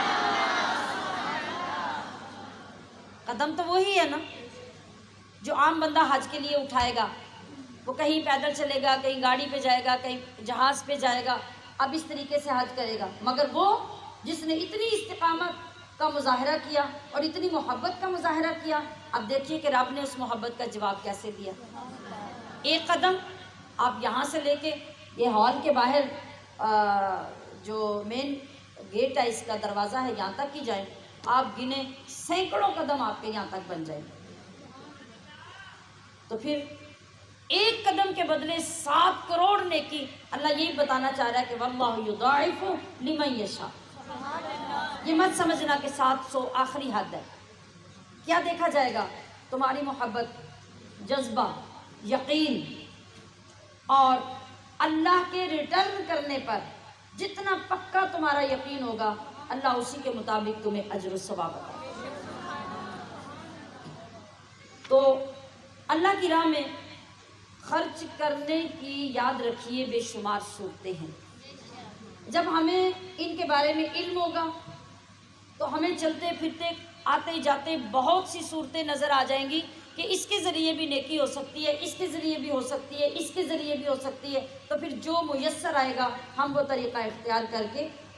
اپنے حصے کی نیکیاں لے لیں گے، اور یہ اجر جو اللہ نے وعدہ کیا ہے وہ لے سکیں گے۔ مثال کے طور پہ آپ کسی غریب کو اس کی بھوک میں کھانا کھلاتے ہیں، اس کھانے کے لیے آپ نے جو خرچ کیا یہ اللہ کی راہ میں خرچ ہے، یہ بھی اللہ کی راہ میں خرچ ہے، بشرطے کہ کھانا اللہ کے لیے کھلایا، اس سے کوئی بدلہ لینے کے لیے، بعد میں ریٹرن چاہنے کے لیے، بعد میں اس کے بدلے میں خدمت لینے کے لیے، بعد میں اپنی بڑائی جتانے کے لیے، اس کا ذکر بھی ابھی آئے گا۔ اگر اس لیے کیا تو سب برباد، اور اگر اللہ کی رضا کے لیے کیا کہ وہ بھی اللہ کا بندہ ہے، میں بھی اللہ کا بندہ ہوں، اگر اللہ نے آج مجھے دیا اسے نہیں دیا تو کل مجھ سے لے کے اسے بھی دے سکتا ہے۔ ان سوچوں کے ساتھ اگر ہم نے خرچ کیا تو یہ بھی اللہ کی راہ میں خرچ ہے۔ کسی غریب کو کسی موقع پر کپڑا پہنا دیا، اس کو لباس لے کے دے دیا، یہ بھی اللہ کی راہ میں خرچ ہے۔ کوئی غریب آدمی بیمار ہے، وہ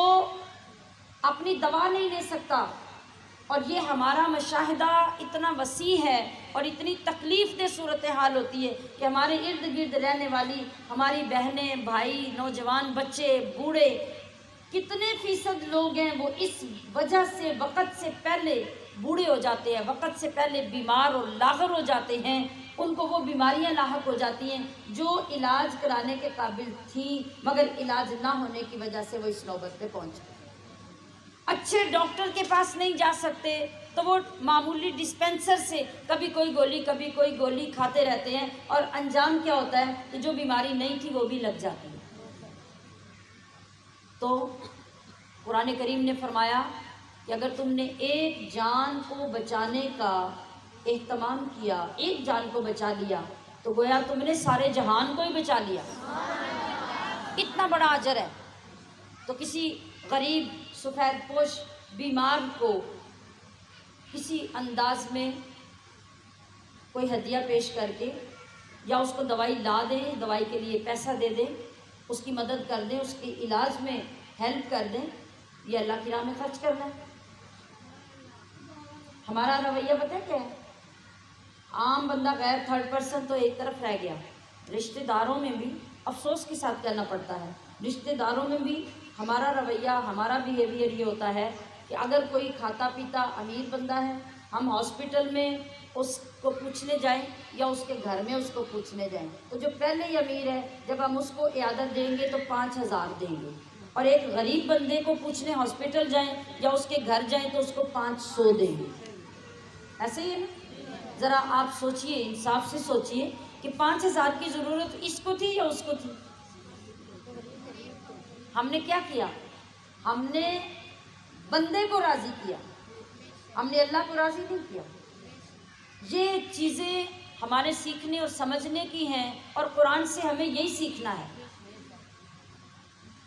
ہم اللہ کے لیے کریں گے تو ہم کبھی کسی امیر کو 5,000 نہیں دیں گے، بلکہ امیر کے پاس تو ویسے بھی چلے جائیں، اس کو جا کے حال پوچھیں، جو ایک رشتے کا حق ہے وہ آپ کے جانے سے، پوچھنے سے، دل جوئی کرنے سے پورا ہو جاتا ہے۔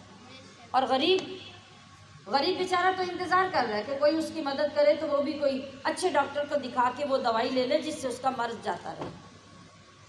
تو ضرورت کس بات کی ہے؟ اللہ کے لیے خرچ کر لیں۔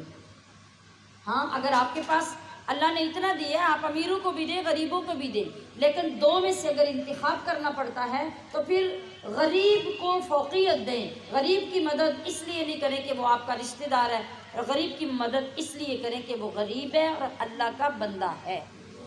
اب اگر وہ آپ کا رشتہ دار بھی ہے تو پھر آپ کے لیے دوہرا ثواب ہے، اگر رشتہ دار نہیں، بیمار ہے اور غریب ہے، پھر آپ کو ایک ثواب ہے۔ اب اسی طرح سے کسی غریب کے گھر میں راشن ڈلوا دینا، یہ اللہ کی راہ میں خرچ ہے۔ کسی طالب علم کو کتاب لے دینا، کاپی لے دینا، قلم لے دینا، یہ اللہ کی راہ میں خرچ ہے۔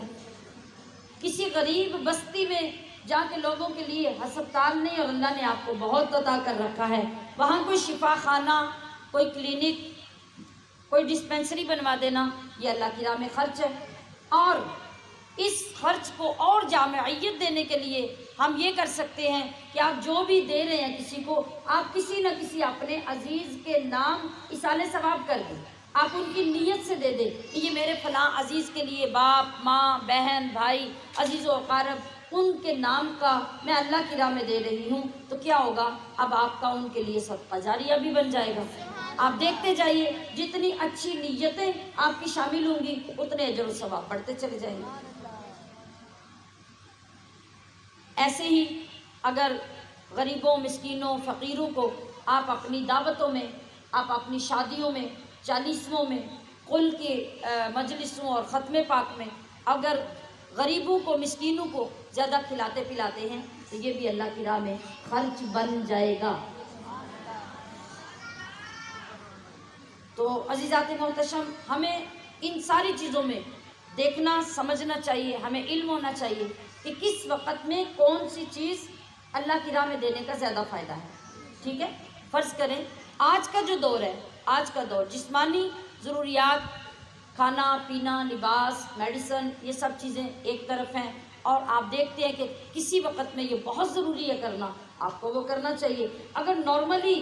حالات چل رہے ہیں، ایسی کوئی مجبوری نہیں، تو پھر اس دور میں سب سے زیادہ ان سفید پوش طالب علموں کی خدمت کرنا ہے جو دین سیکھ رہے ہیں اور آپ کے حصے کا بھی سیکھ رہے ہیں۔ اپنا کفارہ ادا کرنے کا بہترین طریقہ یہ ہے کہ آپ جو دین حاصل نہیں کر سکے اور آپ کرنے کی عمر میں بھی نہیں، تو کسی غریب کی بیٹی بیٹے کا انتخاب کر دیں، اس کو حافظ بنا دیں، اس کو قاری بنا دیں، اس کو عالم دین بنا دیں۔ جب تک کوئی ایک بندہ بھی اس عالم دین سے علم کی ایک بات بھی سیکھتا رہے گا، قرآن کی ایک آیت بھی سنتا رہے گا، آپ کے خرچ کیے جانے کی وجہ سے وہ اس قابل ہوا ہوگا، قیامت تک کا آپ کو اس کا ثواب ملتا ہے۔ آج کے دور میں اللہ کی راہ میں خرچ کرنے کی بہترین صورت یہ ہے۔ اور یہاں پر بھی یہ بات ضرور سمجھے کہ بعض لوگوں کی ایک اپنی خواہش ہوتی ہے۔ کیا خواہش ہے؟ کہ ہم نے بس پانی میں صدقہ کرنا ہے۔ جو طالب علم جس جگہ پہ پڑھ رہا ہے، جہاں آپ پانی لگوانا چاہتے ہیں، وہاں اس طالب علم کے کھانے کے لیے اس کے پاس پیسہ نہیں ہے،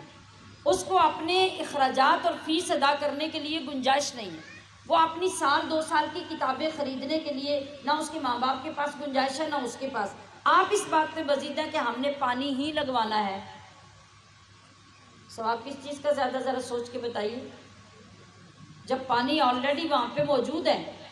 اور بچے کے پڑھنے کے لیے کتابیں نہیں، لباس نہیں، کھانا نہیں، تو زیادہ ثواب وہاں کس کا ہے؟ پانی کا۔ ہمارے اپنے ٹرینڈز ہوتے ہیں، ہمارے اپنی سوچیں ہوتی ہیں، ہم انہی کی پیروی کرتے ہیں۔ ہمیں دین سیکھنا ہے اور سمجھنا ہے کہ پانی کی فضیلت علماء نے بیان کی تو اچھی بات ہے، انہوں نے بیان کی، لیکن پانی کی فضیلت وہاں تھی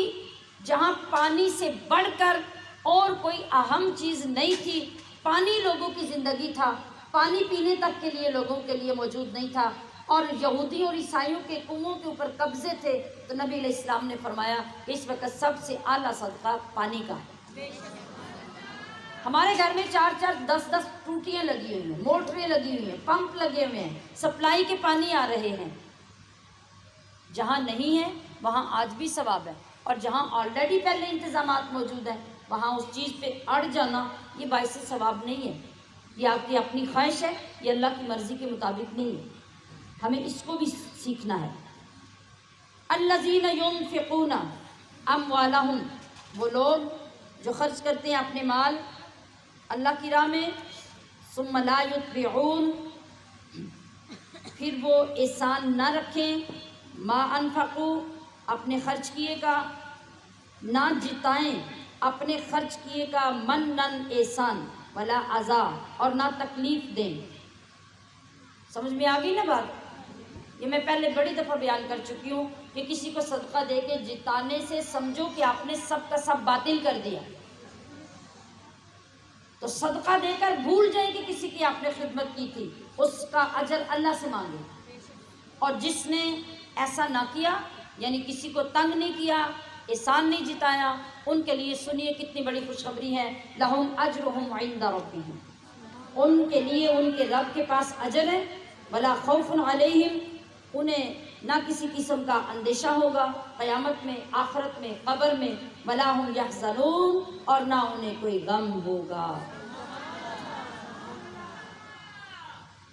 سبحان اللہ، سبحان اللہ. یہ بڑی بڑی مثالیں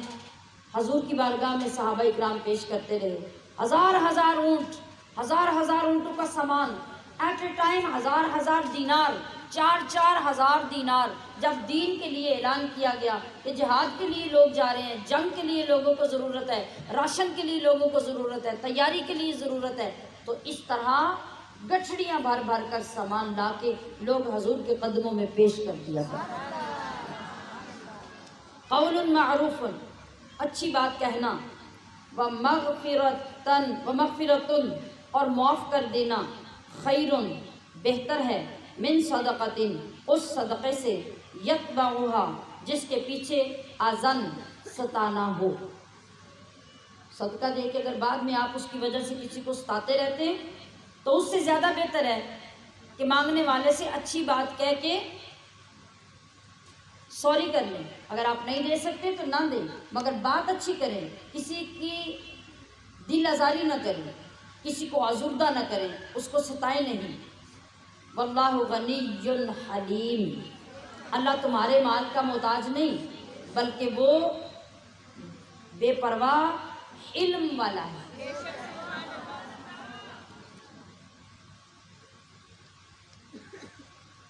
یا ایھا الذین آمنوا، اے ایمان والو، لا تبطلوا، نہ باطل کرو، صدقاتکم، اپنے صدقے، بالمن، احسان رکھ کر، والاذی، اور ایذا دے کر، کالذی، کہ اس کی طرح، ينفق، جو خرچ کرے، مالہ، اپنا مال، رعاء الناس، لوگوں کے دکھاوے کے لیے. اس پہ بھی بڑی مرتبہ میں گزارشات آپ کی خدمت میں پیش کر چکی ہوں کہ جو بھی کام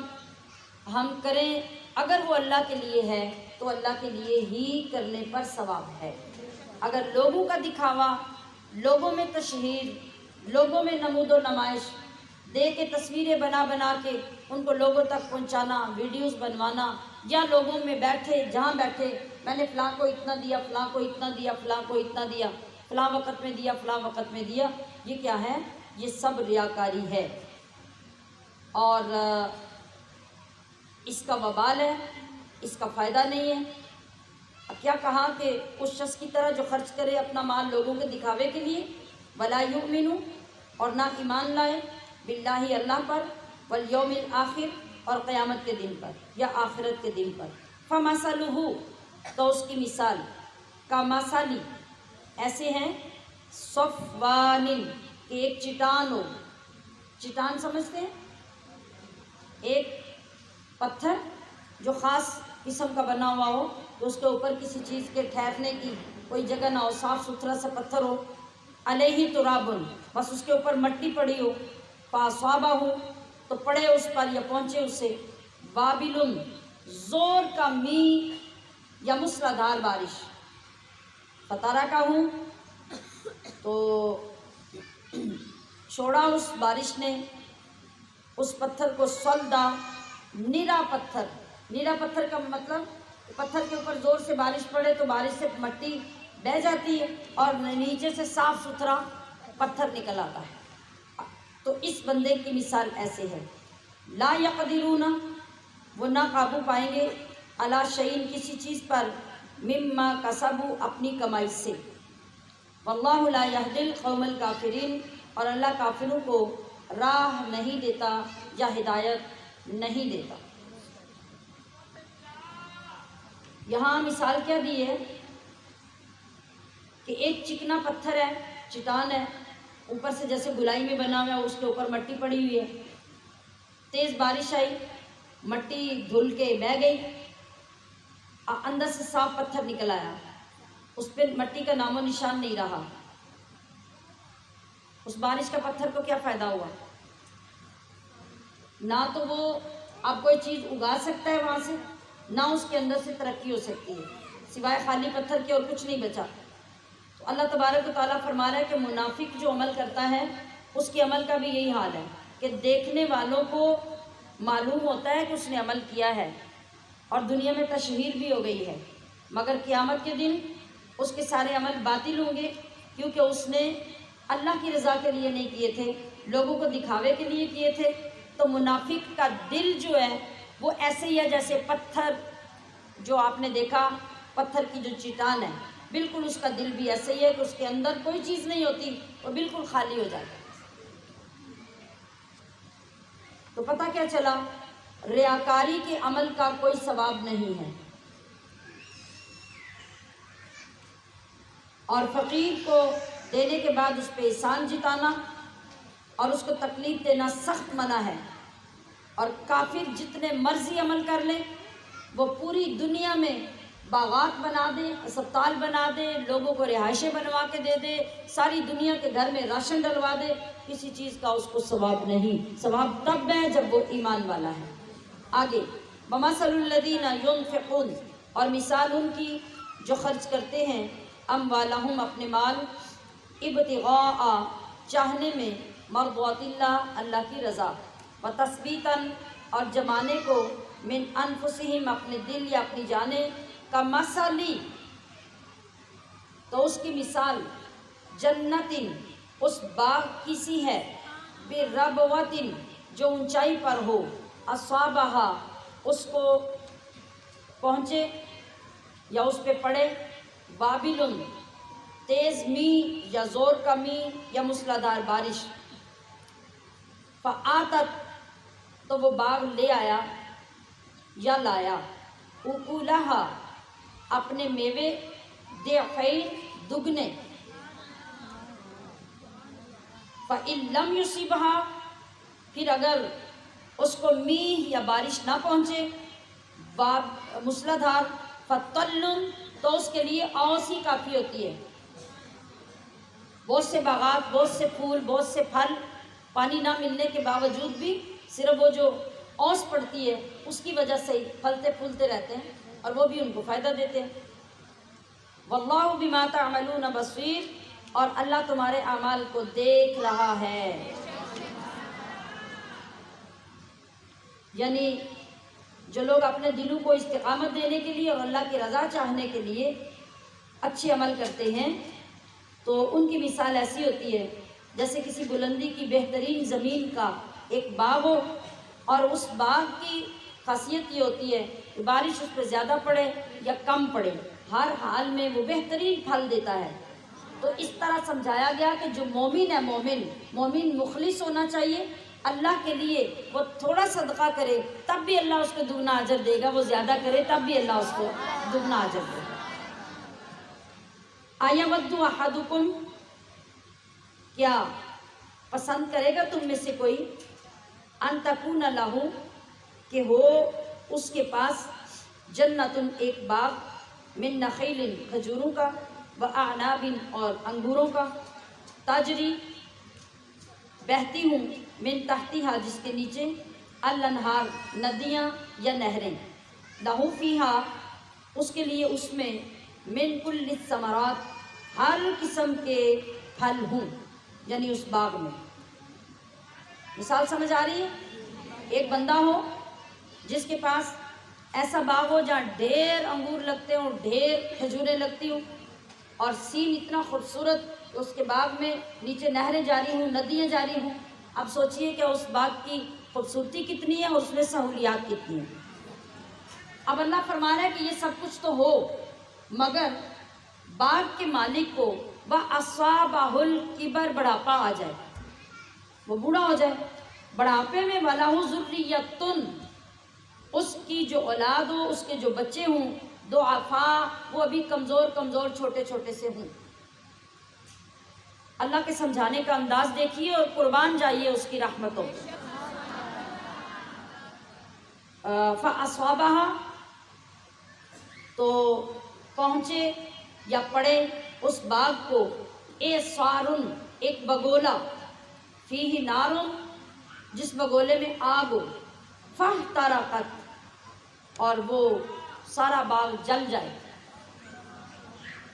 منظر سمجھ آ رہی ہے؟ سارا باغ جل جائے، بڑا شاندار باغ ہے، مگر اب بندہ بوڑھا ہو گیا، کچھ نہیں کر سکتا، بچے چھوٹے چھوٹے ہیں، ایک اور بے بسی ہے، آخرت نظر آ رہی ہے، انجام نظر آ رہا ہے کہ اچانک کیا ہوا، ایک بگولا آیا، وہ آ کے باغ کے اوپر گرا، سارا باغ جل گیا، اس نے باغ جلا کے راکھ کر دیا۔ کذالک یبین اللہ لکم، اسی طرح کھول کھول کر بیان کرتا ہے اللہ الآیاتی، نشانیاں تمہارے لیے، لعلکم تتفکرون، تاکہ تم غور و فکر کرو۔ یعنی اب اللہ تبارک و تعالیٰ یہ آپ کو سمجھا رہا ہے کہ اب آپ دیکھیے کہ بڑھاپے میں جو بنا ہوا ہوتا ہے بندے کا، وہی سہارا ہوتا ہے، اور وہ کہتا ہے کہ کسی نہ کسی طرح میری اولاد کے لیے یہ بچا رہے۔ بچے بھی چھوٹے، وہ کمائی بھی نہیں کر سکتے، باغ ساری پراپرٹی تھی وہ بھی جل گیا، پیچھے کیا بچا؟ اب نہ خود کمانے کے قابل ہے، نہ بچے ابھی کمانے کے قابل ہیں، تو پھر کیا کرے گا؟ اب اس کے رنج کا، اس کے دکھ کا، اس بوڑھے بندے کی حسرت کا اور بے بسی کا عالم کیا ہوگا؟ ٹھیک ہے؟ یہ اللہ تبارک و تعالیٰ فرما رہا ہے کہ یہی حال اس بندے کا ہے جس نے نیک کام تو کیے، باغ تو بنایا، مگر ادھر بڑھاپا کیا ہے کہ وہ کام کرتا رہا مگر اللہ کی رضا کے لیے نہیں کیے، وہ ریاکاری کے لیے کرتا رہا کہ لوگ اس کی تعریفیں کریں، اور وہ ساتھ یہ سمجھتا رہا کہ میں نے بڑا کچھ ذخیرہ کر کے رکھا ہوا ہے، یعنی اس کو پتا تھا کہ میرا باغ اس وقت پروان چڑھا ہوا ہے، مالا مال ہے پھلوں سے، اور اب اگر میں مر بھی گیا تو میرے بچوں کی پراپرٹی ہے۔ اب اس کو یہ یقین تھا، اسی طرح ریاکاری والے بندے کو یقین ہوتا ہے کہ میں نے بڑا کچھ اللہ کی راہ میں دیا ہوا ہے، لیکن ریاکاری کی وجہ سے وہ اس طرح سارا جل کے خاک ہو جاتا ہے جس طرح ایک آگ کا بگولا آ کے اس کے باغ کو خاک کر کے چلا جاتا ہے۔ یہی حال ان لوگوں کا قیامت میں ہوگا جن نے دنیا میں صدقے بھی کیے، خیرات بھی کیے، زکاتیں بھی دی، سب کچھ کیا، لیکن اللہ کے لیے نہیں کیا، لوگوں کے لیے کیا۔ یا ایھا الذین آمنو، اے ایمان والو، انفقوا، خرچ کرو، من طیبات، پاکیزہ، ما کسبتم، اپنی کمائیوں میں سے، ومما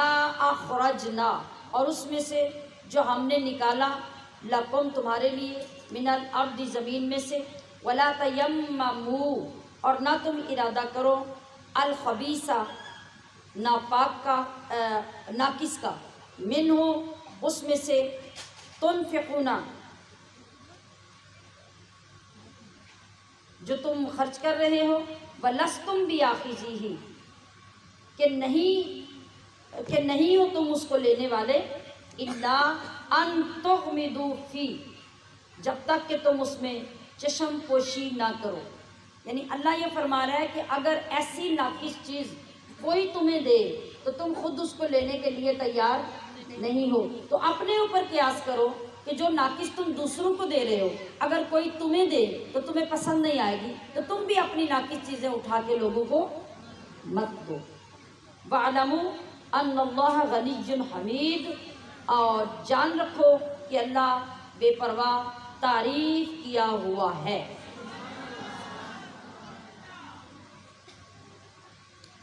الشیطان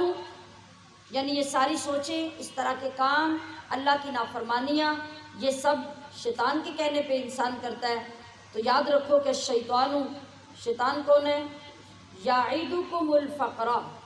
وہ تمہیں اندیشہ دلاتا ہے فقر، محتاجی کا، ویامرکم، اور تمہیں حکم دیتا ہے بالفحشاء، بے حیائی کا۔ بے حیائی کون سکھاتا ہے؟ کون اس کے حکم دیتا ہے؟ اور اللہ کی راہ میں دینے سے روکتا کون ہے؟ شیطان۔ وہ تمہیں کہتا ہے کہ اتنے پیسے اللہ کی راہ میں دو گے تو تمہارا فلاں کام کیسے ہوگا، تمہاری اولاد کا فیوچر کیسے بنے گا، کل کو ان کو ضرورت پڑے گی تو کیا کرو گے، یہ ساری پٹیاں وہ پڑھاتا ہے۔ اور واللہ، اللہ کی طرف آؤ نا، اللہ فرماتا ہے کہ واللہ، اور اللہ یعیدکم، وعدہ فرماتا ہے تم سے، مغفرتن، بخشش کا، منہ، اپنے، وفضل، اور فضل کا، واللہ واسع علیم، اور اللہ وسعت والا، علم والا ہے۔ اب آپ دیکھیں کہ جس وقت ہم مسجد تعمیر ہو رہی ہو، وہاں پہ اعلان ہو کہ مسجد میں اتنے سامان کی ضرورت ہے، سیمنٹ کی ضرورت ہے، مزدوری دینے کی ضرورت ہے، تو ہم سوچ کے بڑی سخاوت کریں تو سیدھے مسجد میں جا کے اعلان کرتے ہیں فلاں چودھری صاحب، چیئرمین صاحب، سیٹھ صاحب، فلاں صاحب، انہوں نے 1000 روپیہ مسجد کے لیے دیا۔ اسی رات میں اگر ان کے بیٹے کی مہندی ہوگی اور وہاں پہ ڈھول باجے والے آئیں گے تو 20,000، 25,000، 50,000 ان کو ویلے دے کے وہ وہاں پہ برباد کر دے گا، مگر اللہ کے گھر کے لیے اس نے 1000 دیا تو وہاں اعلان بھی کروایا۔ اب یہاں تو اعلان نہیں کر رہا کہ میں نے باجوں والوں کو اتنے دیے ہیں، ڈھول والے کو اتنے دیے ہیں، یہ کون کروا رہا ہے؟ یہ شیطان کر رہا ہے۔ یا اس کو بتاتا ہے کہ وہاں پہ تو خرچ کرے گا تیرے اتنے کم ہو جائیں گے، اور یہاں اسے فورس کرتا ہے کہ تو کرے گا تو تیری ناک رہ جائے گی، تیرا نام بڑا ہوگا۔ اور شادیوں پہ، بیاہوں پہ، ایسی جگہوں پہ، ایسے مواقع پہ ہم کیا کرتے ہیں، اور اللہ کے لیے جب خرچ کرنے کی ضرورت پڑتی ہے تب کیا کرتے ہیں؟ اللہ کیا فرماتا ہے؟ یؤتی الحکمت، اللہ دیتا ہے حکمت، من یشاء، جسے چاہے، ومن یؤت الحکمت، اور جسے حکمت ملی، فقد اوتیا، تو بے شک ملی اس کو، خیرن کثیرا، بہت بھلائی، وما یذکر الا اولو الالباب، جو مرضی سمجھاتے رہو، جتنا مرضی کہتے رہو، لیکن نہیں نصیحت مانتے مگر عقل والے۔ جن کے اندر عقل ہوتی ہے وہ ان تمام چیزوں کو سننے کے بعد غور بھی کرتے ہیں اور اس پہ عمل بھی کرتے ہیں۔ وما انفقتم، اور تم جو خرچ کرو، من نفقۃ، کوئی خرچ، او نذرتم، یا تم مانو، من نذر، کوئی نذر یا منت، فإن اللہ یعلم، اللہ اس کو جانتا ہے۔ وما للظالمین، اور ظالموں کے لیے کوئی نہیں، من انصار، مددگار۔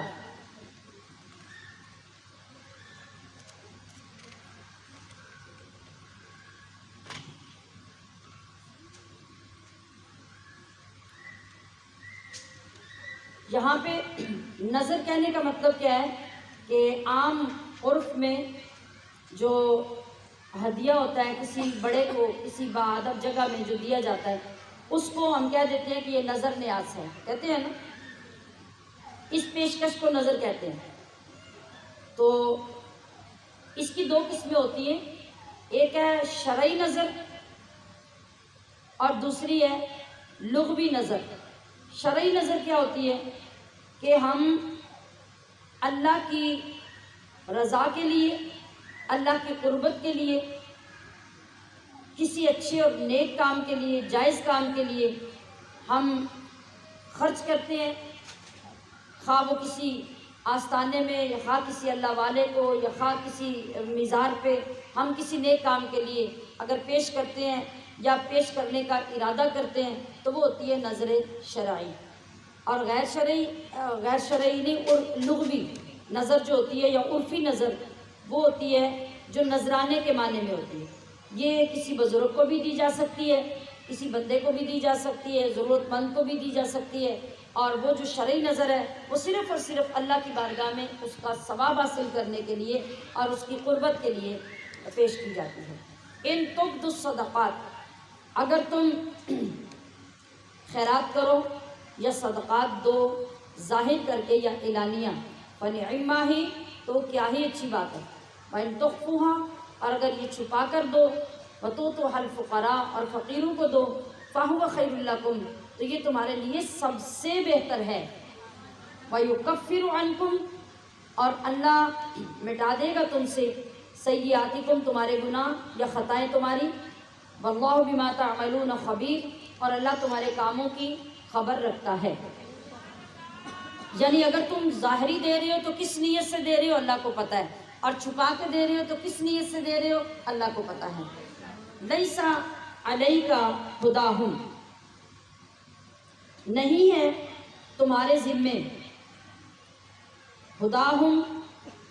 ان کو راہ دینا، ولیکن اللہ اور ہاں اللہ یہدی راہ دیتا ہے یا ہدایت دیتا ہے، من یشاء جسے چاہتا ہے، وما تنفقوا من خیر اور تم جو بھی دو اچھی چیز، فلی انفسکم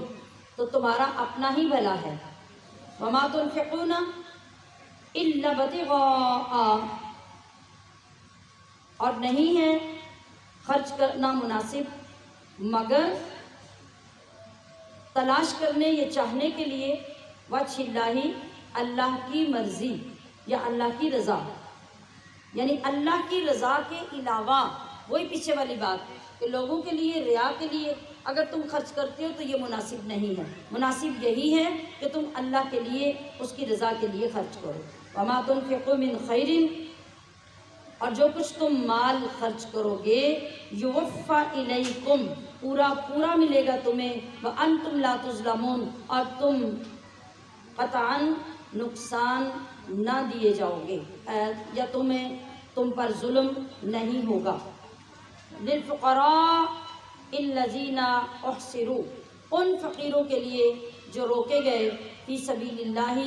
اللہ کی راہ میں، لا یستطیعون جو نہیں چل سکتے جو یا نہیں استطاعت رکھتے، ضرباً چلنے کی، فی الارض زمین میں، یحسبہم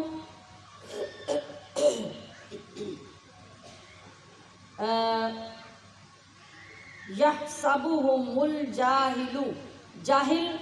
گمان کرے گا یا سمجھے گا انہیں، اغنیاء غنی، من التعفف ان کے بچنے کی وجہ سے، تعرفہم تو پہچانے گا انہیں، بسیماہم ان کی صورت سے یا ان کے چہروں سے، لا یسألون الناس الحافا کہ وہ نہیں مانگتے لپٹ کر یا گڑ گڑا کر، وما تنفقوا من خیر تو تم جو بھی مال خرچ کرو، فإن اللہ بہ علیم اللہ اس کو جانتا ہے۔ یہاں کس کے بارے میں ذکر کیا گیا کہ وہ لوگ جو سفید پوش ہوتے ہیں، ہر وقت لوگوں کے آگے ہاتھ پھیلا کے سڑکوں پہ گلیوں پہ محلوں میں نظر نہیں آتے، ان لوگوں کا خیال زیادہ رکھنا زیادہ افضل ہے